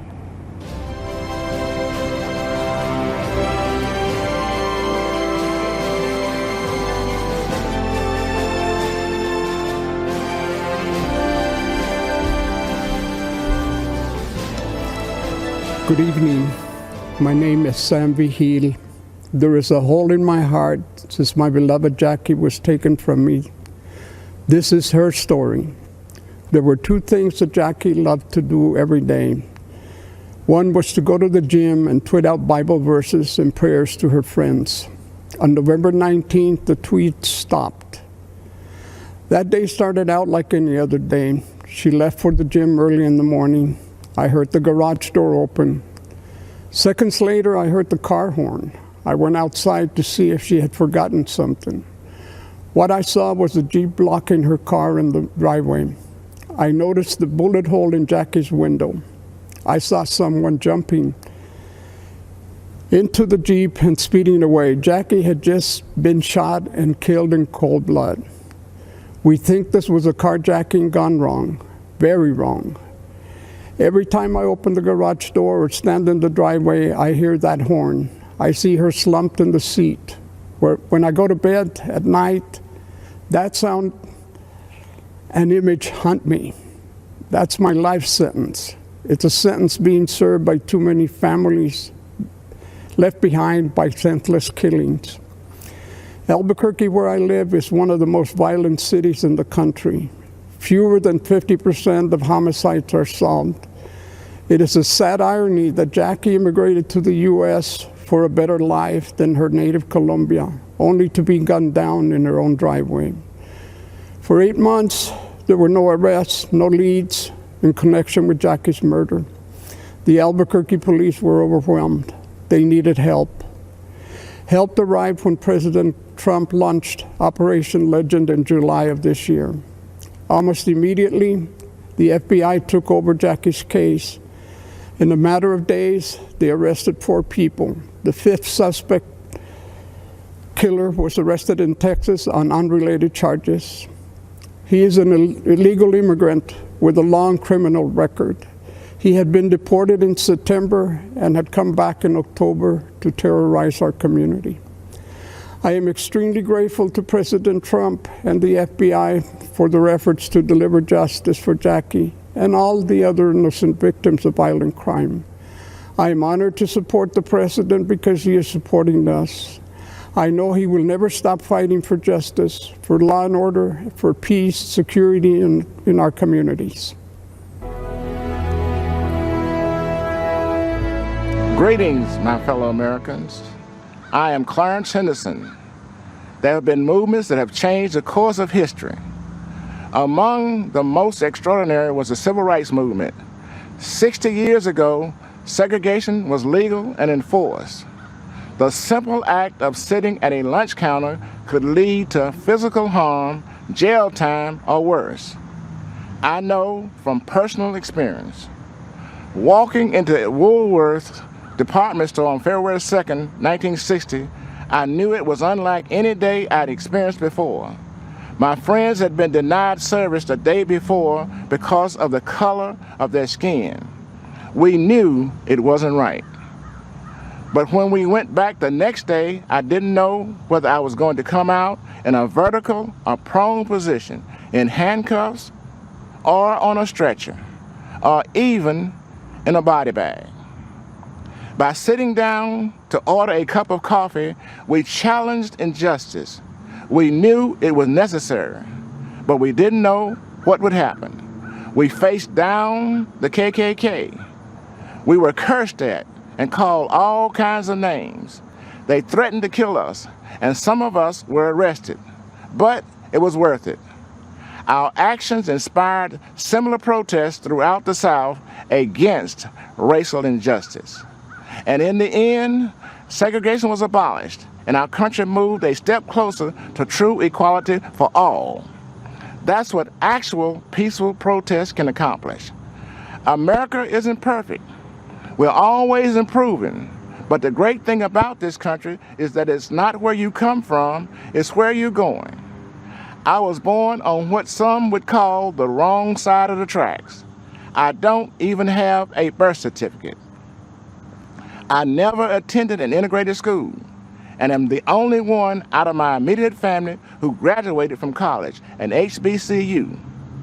I'm a military veteran and a civil rights activist. And you know what else? I'm a Republican, and I support Donald Trump. If that sounds strange, you don't know your history. It was the Republican Party that passed the 13th Amendment, abolishing slavery.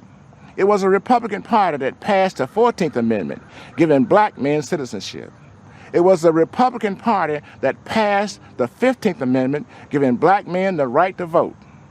Freedom of thought is a powerful thing. There are Americans, voters all over the country, who media is trying to convince to conform to the same old Democratic talking points. You know what that'll get you? The same old results. Joe Biden had the audacity to say, if you don't vote for him, you ain't black. Well, to that I say, if you do vote for Biden, you don't know history. Donald Trump is not a politician. He's a leader. Politicians are a dime a dozen. Leaders are priceless. The record funding Trump gave HBCUs is priceless too. So are the record number of jobs he created for the black community, and the investment he drove into our neighborhoods with tax incentives in opportunity zones. And so are the lives he restored by passing criminal justice reform, where 91% of the inmates released are black. These achievements demonstrate that Donald Trump truly cares about black lives. His policies show his heart. He has done more for black Americans in 4 years than Joe Biden has done in 50. Donald Trump is offering real and lasting change, an unprecedented opportunity to rise, a country that embraces the spirit of the civil rights movement of the 60s, a place where people are judged by the content of their character, their talents and abilities, not by the color of their skin. This is the America I was fighting for 60 years ago. This is the America Donald Trump is fighting for today. Let's all join in this fight for re-electing President Trump on November 3rd. Thank you.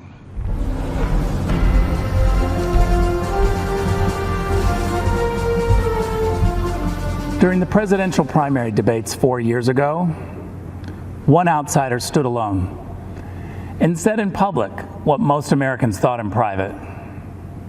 It was 14 years after the start of the war in Afghanistan and 12 years after the invasion of Iraq, where thousands of American troops had died and trillions in taxpayer dollars had been spent. And yet no candidate could bring themselves to admit that something had gone badly wrong with American foreign policy. that the American voter, the American soldier, and the American taxpayer had all been let down, except for one, Donald Trump. He called America's endless wars what they were, a disaster. The media was shocked because Donald Trump was running as a Republican. And yet he said out loud what we all knew, that American foreign policy was failing to make Americans safer. After the end of the Cold War, Democrats and Republicans in Washington bought into the illusion that the whole world would start to resemble America. And so they started to pursue unlimited globalization. They welcomed China into the World Trade Organization. They engaged in nation building in Afghanistan and tried to export democracy to Iraq. They signed a nuclear deal with Iran and a global climate agreement in Paris. But they didn't ground any of it in the interests of the average American. So for decades, while Washington politicians built a global system, American wages stagnated. Our great cities and industries were hollowed out. Entire communities were devastated, and our manufacturing plants were shipped off to China. That's what happened when Washington stopped being the capital of the United States and started being the capital of the world. As U.S. Ambassador to Germany, I had a front row seat to Donald Trump's America First foreign policy. I wish every American could see how President Trump negotiates on their behalf. I've watched President Trump charm the Chancellor of Germany while insisting that Germany pay its NATO obligations. I was proud to witness President Trump say to foreign leaders, "I don't blame you for wanting America to pay for your security. I actually respect you for out-negotiating the presidents before me. But it stops with me. I won't let the American taxpayer be taken advantage of." Donald Trump's administration has always made clear that our priority is the American people's security. That's the job of all leaders, to put their people first. And we've seen how this strategy has succeeded. In 4 short years, Donald Trump has led even some Washington Democrats to agree on the Chinese threat, on trade deals that benefit America first, on alliances that share responsibility. In 4 years, Donald Trump didn't start any new wars. He brought troops home. He rebuilt the military and signed peace deals that make Americans safer. The Washington elites want you to think this kind of foreign policy is immoral, and so they call it nationalist. That tells you all you need to know. The DC crowd thinks when they call Donald Trump a nationalist, they're insulting him, as if the American president isn't supposed to base foreign policy on America's national interests. A return to the Biden way of thinking means America gives the radical terrorist regime in Tehran a plane load of cash in the middle of the night. Well, you see, President Trump also sent an aircraft in the middle of the night to deal with Iran. But that plane was on a different mission, an airstrike to take out the head of Iran's terror machine who plotted the deaths of Americans. But we also must be clear that when those who seek freedom take tremendous personal risk in places like Hong Kong, Tehran, or Minsk, there is no doubt who President Trump's administration supports. We will always stand with the people who fight for their God-given freedoms. Don't be fooled. The Washington establishment is trying to sell you on their candidate. Joe Biden was first elected to the Senate in 1972, 48 years ago. Well, it's actually the typical Washington story. Just this year, 22 Democrats ran for president. They rejected all of the outsiders and nominated the ultimate Washington insider, someone they had to pull out of retirement. Every time Joe Biden offers a new idea, you should ask yourself, why didn't he try that over the last 48 years? Today, the Democrats blame a global pandemic that started in China on President Trump. And they still blame Russia for Hillary Clinton's loss in 2016. As acting director of national intelligence, I saw the Democrats' entire case for Russian collusion. And what I saw made me sick to my stomach. The Obama-Biden administration secretly launched a surveillance operation on the Trump campaign and silenced the many brave intelligence officials who spoke up against it. They presented bogus information as facts. They lied to judges. Then they classified anything that undermined their case. And after Donald Trump won the election, when they should have continued the American tradition of helping the president-elect transition into the White House, they tried instead to undercut him even more. Former Vice President Joe Biden asked intelligence officials to uncover the hidden information on President Trump's incoming national security advisor 3 weeks before the inauguration. That's the Democrats. Between surveillance, classifications, leaks, and puppet candidates, they never want the American people to know who's actually calling the shots. But with Donald Trump, you always know exactly who is in charge. Because the answer is you. You're in charge. Not lobbyists, not special interests, not warmongers or China sympathizers or globalization fanatics. With Donald Trump and Mike Pence in the White House, the boss is the American people. President Trump rightly calls his foreign policy America First. America First does not advance the interests of one group of Americans at the expense of another. It has no bias about red or blue, educated or not educated, urban or rural. America First is simply the belief that politicians should focus on the equality and dignity of every American, and that this duty is fulfilled by promoting the safety and wealth of the American people above all else. That's America First. That's the Trump doctrine. And that, my friends, is 4 more years.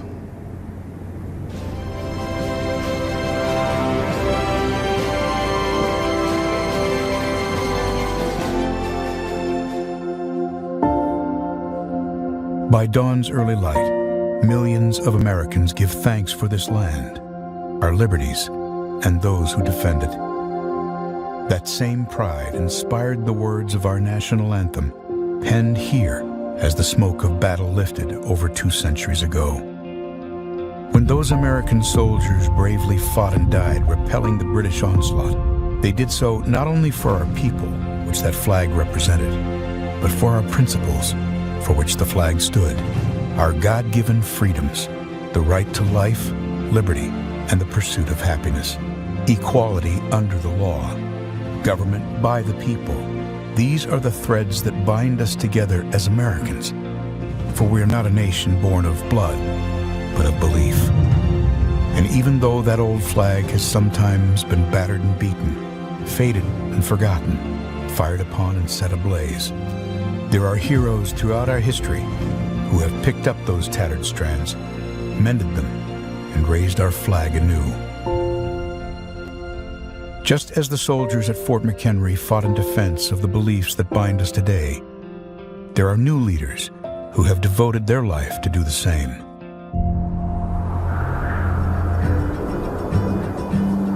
Greetings across the amber waves of grain. This is Mike Pence.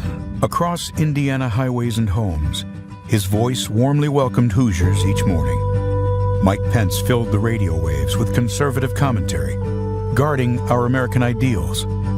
But much like the man who inspired him, Mike didn't grow up a Republican. As President Reagan said, freedom is never more than 1 generation away from extinction. His grandfather was a hard-working Irish immigrant who drove a bus to provide for his family. His father served our nation bravely in the Korean War and earned a Bronze Star.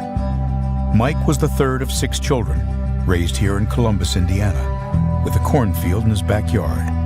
The foundation of America is freedom. And the foundation of freedom is faith. It was in this small Indiana town his foundation of faith in Jesus Christ was laid. And from that conviction sprung his love of people and service to others. It was at a church service where Mike met the love of his life, Karen. They married and have 3 children, Michael, Charlotte, and Audrey. I'm a Christian, a conservative, and a Republican, in that order. Mike became the president of a free market think tank, the host of a statewide conservative radio show, and then a congressman. In Washington, Mike quickly became known as a foremost defender of freedom. He led conservatives in the fight to protect our time-honored values of family, faith, life, liberty, and limited government. Our nation's strength begins at home because strong families make a strong America. Mike earned the trust of the people of his state and became the 50th governor of Indiana. He delivered the largest state tax cut in Indiana history, expanded school choice, led the country in manufacturing, and helped more Hoosiers get to work than ever before. But he wasn't through. ABC News has learned that Donald Trump will choose Indiana Governor Mike Pence to be his running mate. I would like to introduce a man who I truly believe will be the next vice president of the United States, Governor Mike Pence. As our vice president, Mike Pence has held tightly to those threads of freedom woven through our history. Leading with those principles alongside President Trump, our nation experienced prosperity like never before. He is solid as a rock. He's been a fantastic vice president. And now, in these uncertain days, we are equipped to overcome. In times of trouble, some call to retreat from those ideals. But Americans throughout history have lifted them in triumph, hope, and resilience.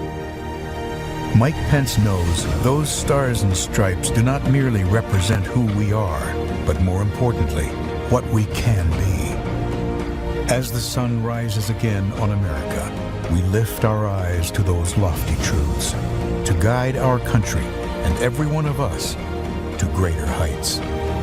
In this land of the free and home of the brave. Vice President Mike Pence.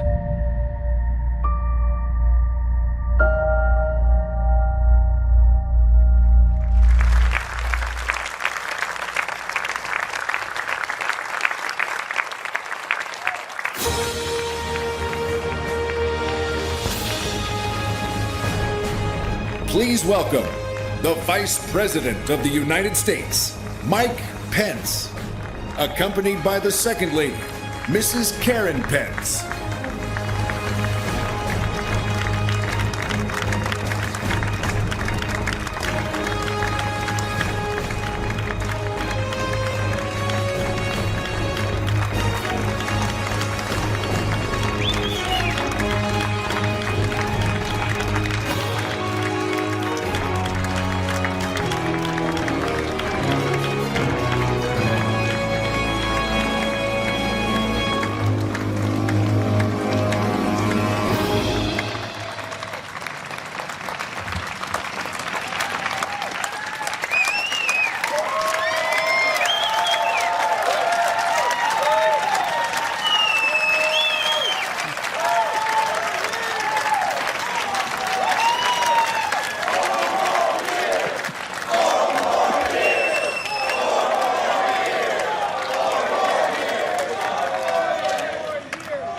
Good evening, America. It's an honor to speak to you tonight from the hallowed grounds of Fort McHenry, the site of the very battle that inspired the words of our national anthem. Those words have inspired this land of heroes in every generation since. It was on this site 206 years ago when our young republic heroically withstood a ferocious naval bombardment from the most powerful empire on earth. They came to crush our revolution, to divide our nation, and to end the American experiment.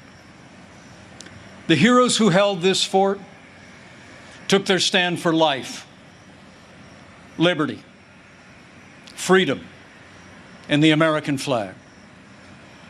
And those ideals have defined our nation. But they were hardly ever mentioned at last week's Democratic National Convention. Instead, Democrats spent 4 days attacking America. Joe Biden said that we were living through a season of darkness. But as President Trump said, where Joe Biden sees American darkness, we see American greatness.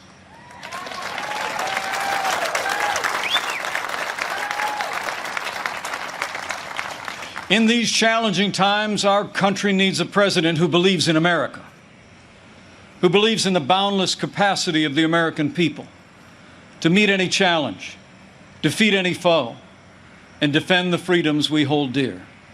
America needs 4 more years of President Donald Trump in the White House.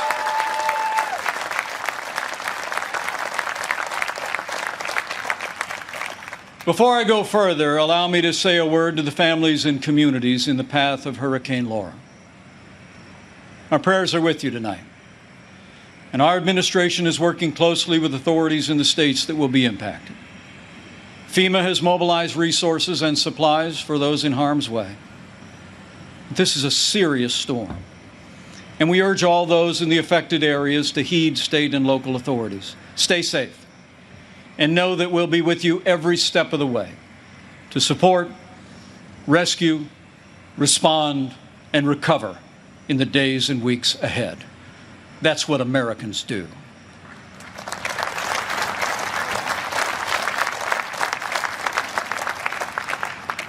Four years ago, I answered the call to join this ticket because I knew that Donald Trump had the leadership and the vision to make America great again.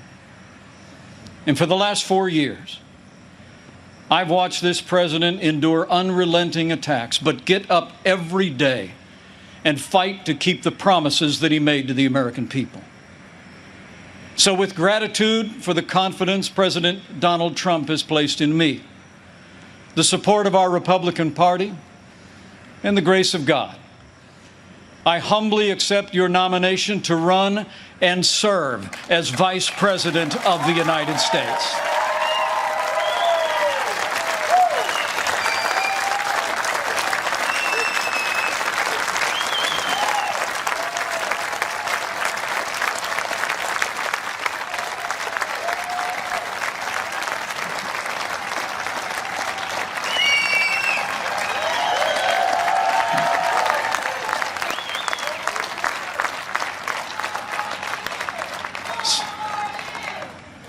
Serving the American people in this office has been a journey I never expected.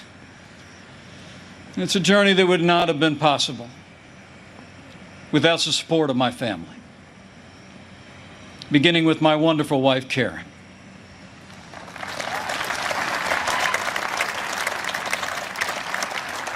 She's a lifelong school teacher, an incredible mother to our 3 children. And she is one outstanding Second Lady of the United States. I'm so proud of you. And we couldn't be more proud of our 3 children. Marine Corps Captain Michael J. Pence and his wife, Sarah. Our daughter, Charlotte Pence Bond, an author, and the wife to Lieutenant Henry Bond, who is currently deployed and serving our nation in the United States Navy.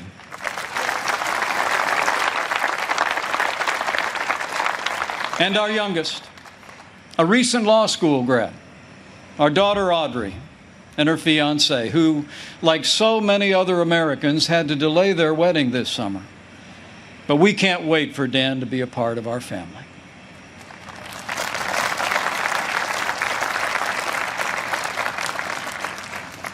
In addition to my wife and kids, the person who shaped my life the most is also with us tonight. My mom, Nancy.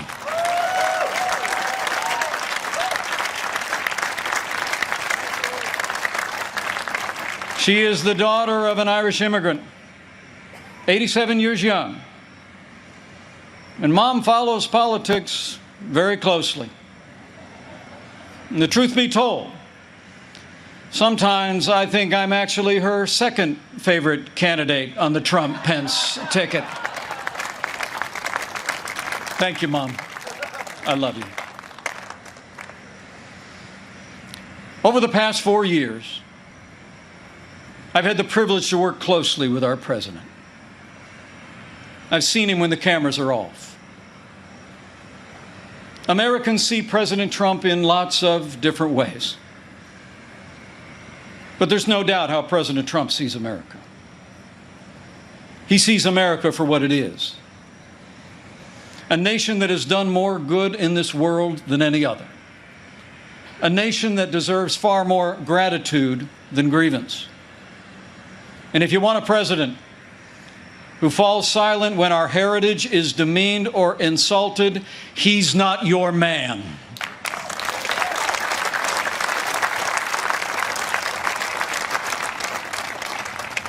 Now, we came by very different routes to this partnership. And some people think we're a little bit different. But you know, I've learned a few things watching him. Watching him deal with all that we've been through over the past 4 years. He does things in his own way, on his own terms. Not much gets past him. And when he has an opinion, he's liable to share it. He's certainly kept things interesting. But more importantly, President Donald Trump has kept his word to the American people.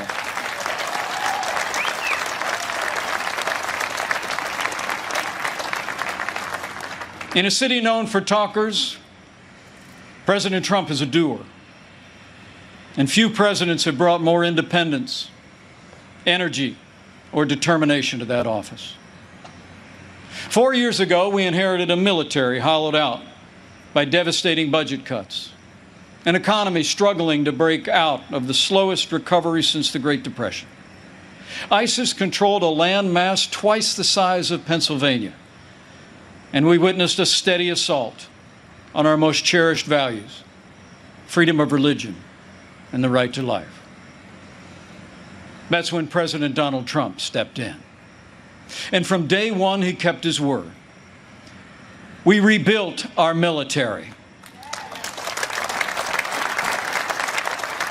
This president signed the largest increase in our national defense since the days of Ronald Reagan and created the first new branch of our armed forces in 70 years, the United States Space Force.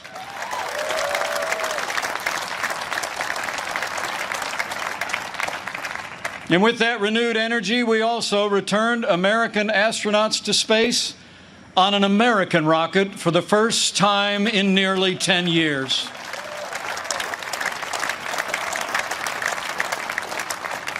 And after years of scandal that robbed our veterans of the care that you earned in the uniform of the United States, President Trump kept his word again. We reformed the VA, and Veterans Choice is now available for every veteran in America.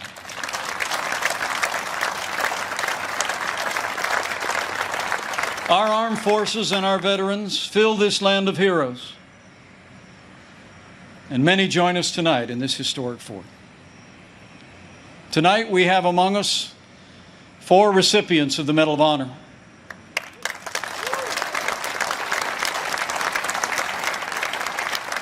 Six recipients of the Purple Heart. A Gold Star mother of a gallant Navy SEAL. And wounded warriors from Soldier Strong, a group that serves our injured veterans every day. We are honored by your presence, and we thank you for your service.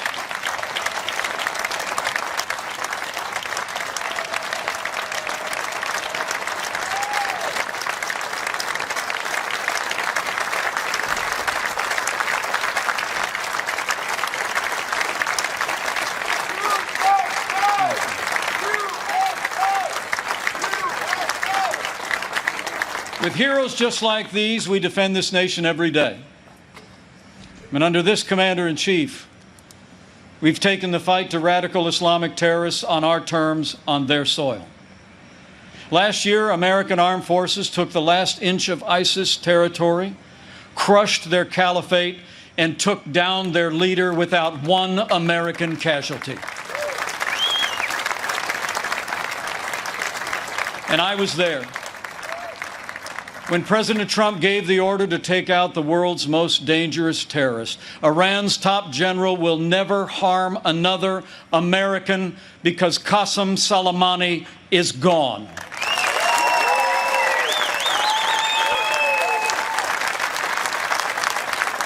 My fellow Americans, you deserve to know. Joe Biden criticized President Trump following those decisions. Decisions to rid the world of two terrorist leaders. But it's not surprising, because history records that Joe Biden even opposed the operation that took down Osama bin Laden. It's no wonder that the Secretary of Defense under the Obama-Biden administration once said that Joe Biden has been, and I quote, wrong on nearly every major foreign policy and national security issue over the past 4 decades. So we've stood up to our enemies, and we've stood with our allies. Like when President Trump kept his word and moved the American embassy to Jerusalem, the capital of the State of Israel, setting the stage for the first Arab country to recognize Israel in 26 years. Closer to home, we appointed more than 200 conservative judges to our federal courts.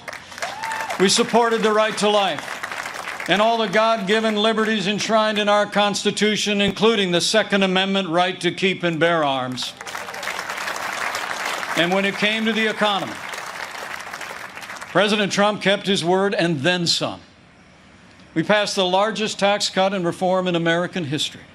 We rolled back more federal red tape than any administration ever had. We unleashed American energy and fought for free and fair trade. And in our first 3 years, businesses large and small created more than 7 million good-paying jobs, including 500,000 manufacturing jobs all across America. Our country became a net exporter of energy for the first time in 70 years. Unemployment rates for African Americans and Hispanic Americans hit the lowest level ever recorded. And on this 100th anniversary of the woman's right to vote, I'm proud to report that under President Donald Trump, we achieved the lowest unemployment rate for women in 65 years. And more Americans working than ever before. In our first 3 years, we built the greatest economy in the world. We made America great again.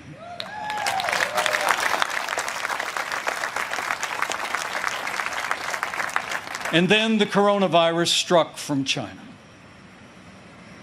Before the first case of the coronavirus spread within the United States,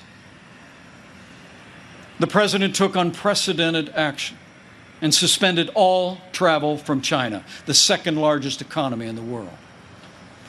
Now, that action saved untold American lives. And I can tell you firsthand, it bought us invaluable time to launch the greatest national mobilization since World War II.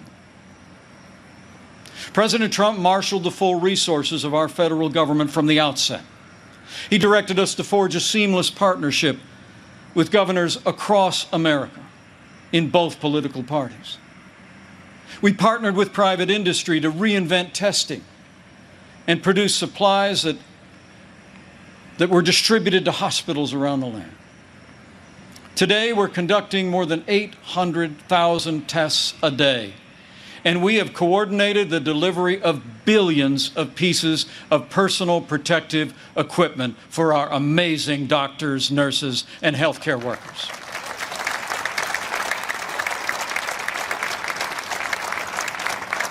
We saw to the manufacture of 100,000 ventilators in 100 days. And no one who required a ventilator was ever denied a ventilator in the United States.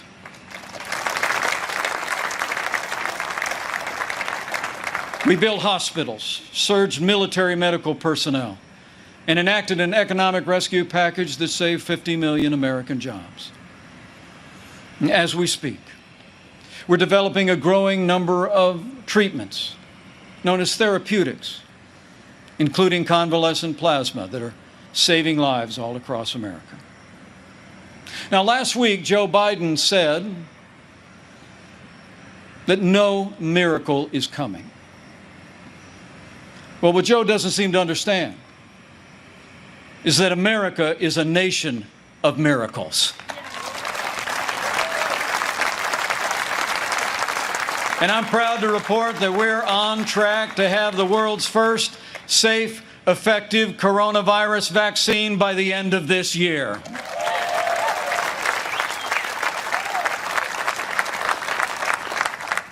After all the sacrifice in this year like no other, all the hardship, we're finding our way forward again.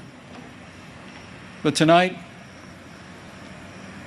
our hearts are with all the families who've lost loved ones and have family members still struggling with serious illness. In this country, we mourn with those who mourn. We grieve with those who grieve. And this night, I know that millions of Americans will pause and pray for God's comfort for each of you. You know, our country doesn't get through such a time unless its people find strength within. The response of doctors, nurses, first responders, farmers, factory workers, truckers, and everyday Americans who put the health and safety of their neighbors first has been nothing short of heroic.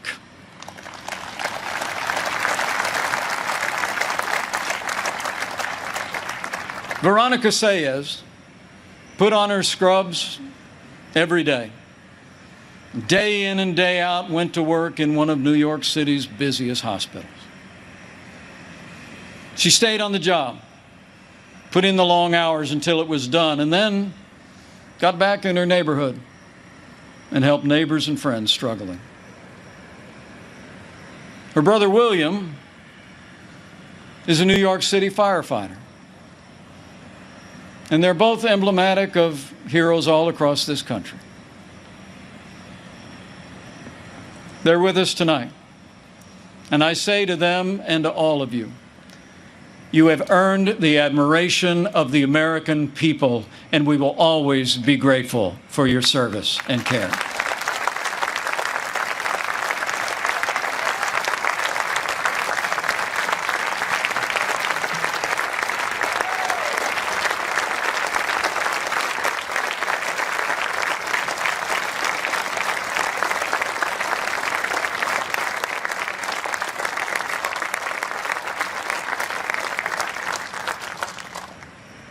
Thanks to the courage and compassion of the American people, we're slowing the spread.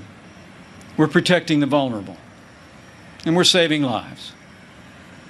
And we're opening up America again. Because of the strong foundation that President Trump poured in our first 3 years, we've already gained back 9.3 million jobs in the last 3 months alone.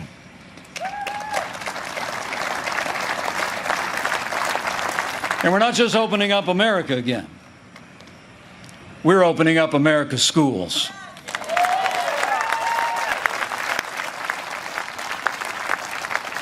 And I'm proud to report that my wife, Karen, that school teacher I've been married to, will be returning to her classroom next week.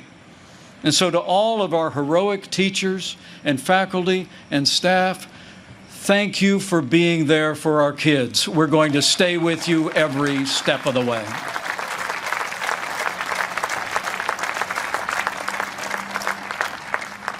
In the days ahead, as we open up America again, I promise you, we'll continue to put the health of America first.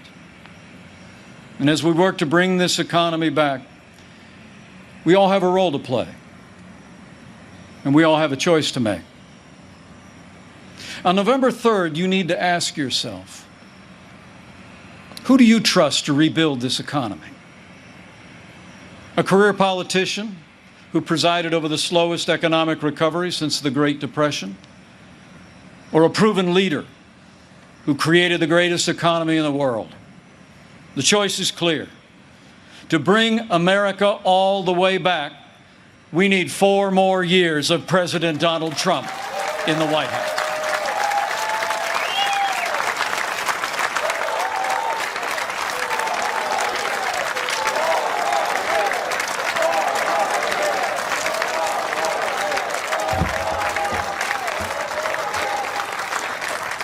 My fellow Americans, were passing through a time of testing.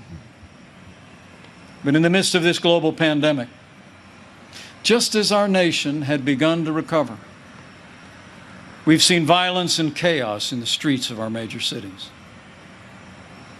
President Trump and I will always support the right of Americans to peaceful protest.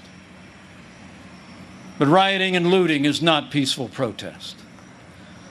Tearing down statues is not free speech. And those who do so will be prosecuted to the fullest extent of the law.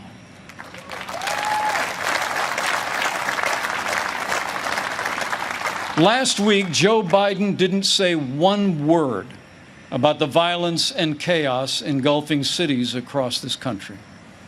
So let me be clear. The violence must stop, whether in Minneapolis, Portland, or Kenosha. Too many heroes have died defending our freedom to see Americans strike each other down. We will have law and order on the streets of this country for every American of every race and creed and color.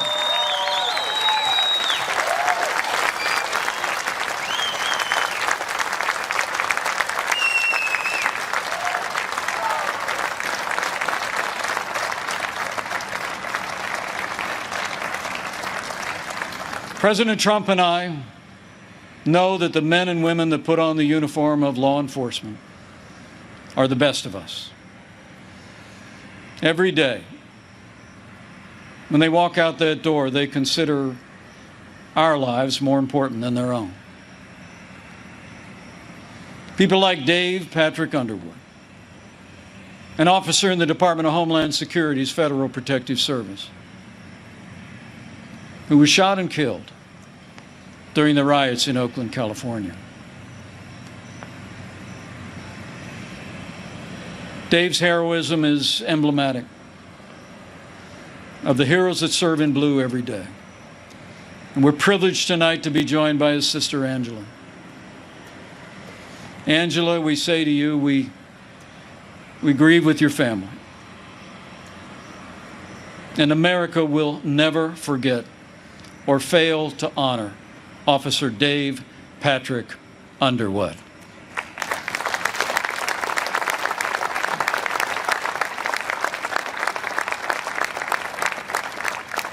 The American people know we don't have to choose between supporting law enforcement and standing with our African American neighbors to improve the quality of their lives, education, jobs, and safety.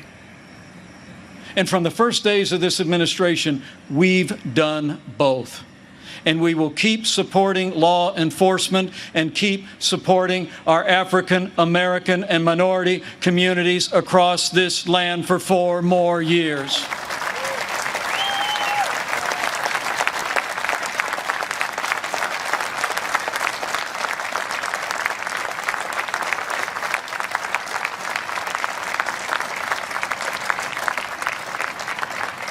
Now, Joe Biden says that America is systemically racist and that law enforcement in America has, and I quote, an implicit bias against minorities. When asked whether he'd support cutting funding to law enforcement, Joe Biden replied, yes, absolutely. Joe Biden would double down on the very policies that are leading to violence in America's cities. The hard truth is, you won't be safe in Joe Biden's America. And under President Trump, we will always stand with those who stand on the thin blue line, and we're not going to defund the police, not now, not ever.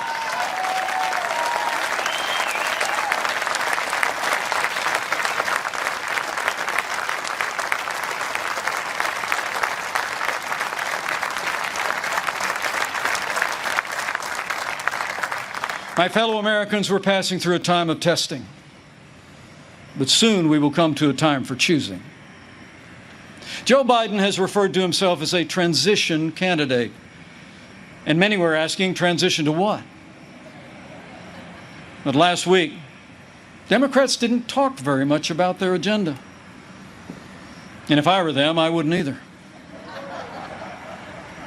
I mean, Bernie Sanders did tell his followers that Joe Biden would be the most liberal president in modern times. In fact, he said, and I quote, that many of the ideas he fought for, that just a few years ago were considered radical, are now mainstream in the Democratic Party. At the root of their agenda is the belief that America is driven by envy, not aspiration. That millions of Americans harbor ill will toward our neighbors instead of loving our neighbors as ourselves. The radical left believes that the federal government must be involved in every aspect of our lives to correct those American wrongs. They believe the federal government needs to dictate how Americans live, how we should work, how we should raise our children, and in the process deprive our people of freedom, prosperity, and security. Their agenda is based on government control. Our agenda is based on freedom.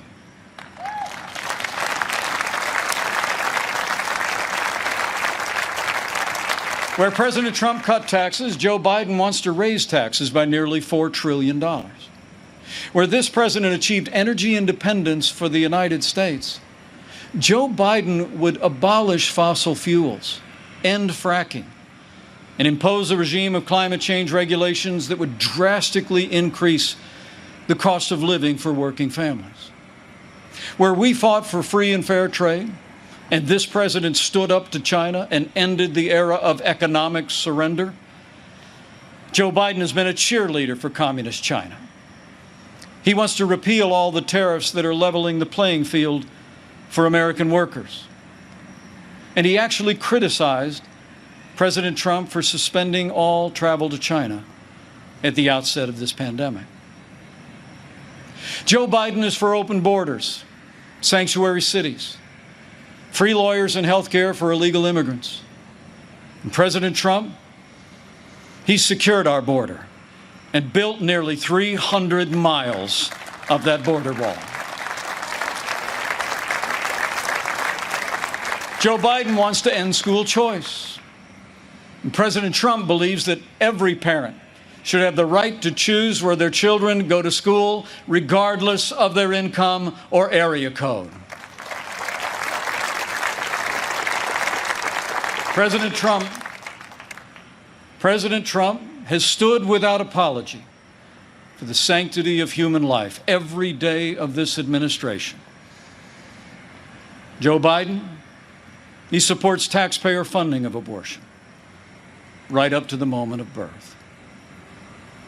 When you consider their agenda, it's clear. Joe Biden would be nothing more than a Trojan horse for the radical left. The choice in this election has never been clearer, and the stakes have never been higher. Last week, Joe Biden said democracy's on the ballot. And the truth is, our economic recovery is on the ballot. Law and order are on the ballot. But so are things far more fundamental and foundational to our country. In this election, it's Not so much whether America will be more conservative or more liberal, more Republican or more Democrat. The choice in this election is whether America remains America. It's whether we will leave to our children and our grandchildren a country grounded in our highest ideals of freedom, free markets, and the unalienable right to life and liberty, or whether we will leave them a country that's fundamentally transformed into something else. We stand at a crossroads, America. President Trump has set our nation on a path of freedom and opportunity. Joe Biden would set America on a path of socialism and decline. But we're not going to let it happen.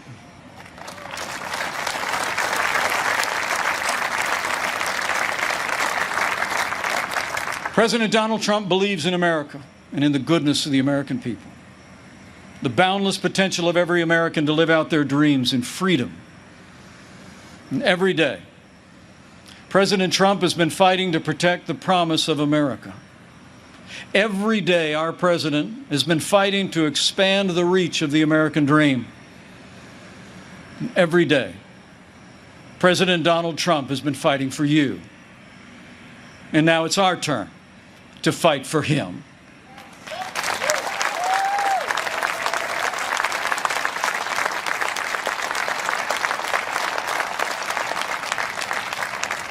On this night in the company of heroes, I'm deeply grateful. Deeply grateful for the privilege of serving as Vice President of this great nation and to have the opportunity to serve again. I pray to be worthy of it, and I will give that duty all that's in me. In the year 2020, the American people have had more than our share of challenges. But thankfully, we have a president with the toughness, energy, and resolve to see us through. Now, those traits actually run in our national character. As the invading force learned on approach to this fort in September of 1814,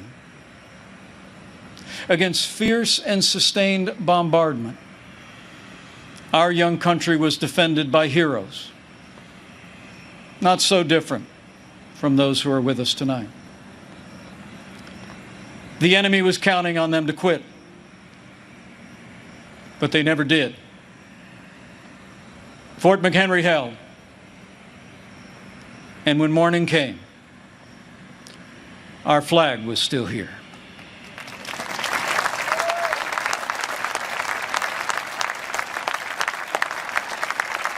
My fellow Americans, we're going through a time of testing. But if you look through the fog of these challenging times, you will see our flag is still there today.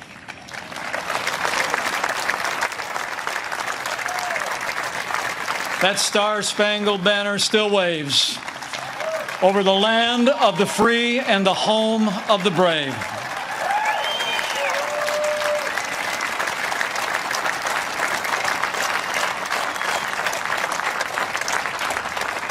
From these hallowed grounds, American patriots in generations gone by did their part to defend freedom.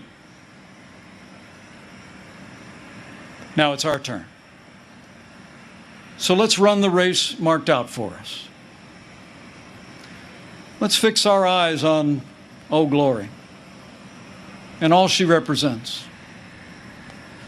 Let's fix our eyes on this land of heroes and let their courage inspire. And let's fix our eyes on the author and perfecter of our faith and our freedom. And never forget that where the Spirit of the Lord is, there is freedom. That means freedom always wins.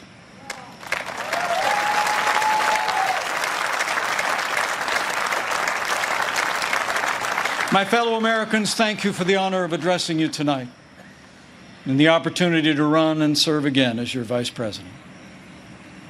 I leave here today inspired And I leave here today more convinced than ever that we will do in our time as Americans have done throughout our long and storied past.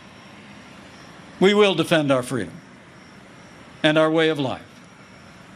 We will re-elect our president and principled Republican leaders across the land. And with President Donald Trump in the White House for 4 more years, and with God's help, we will make America great again. Again. Thank you. God bless you. And God bless the United States of America.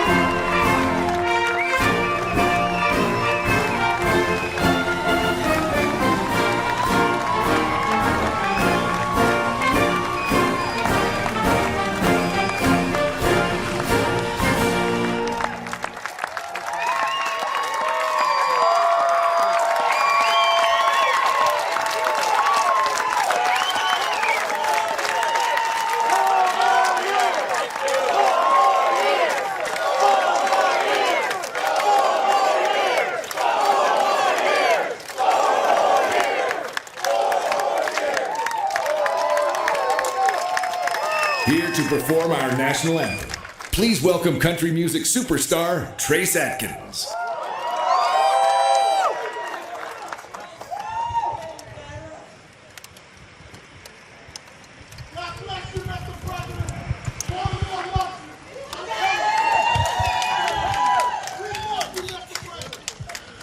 Oh, say, can you see by the dawn's early light what so proudly we hailed at the twilight's last gleaming,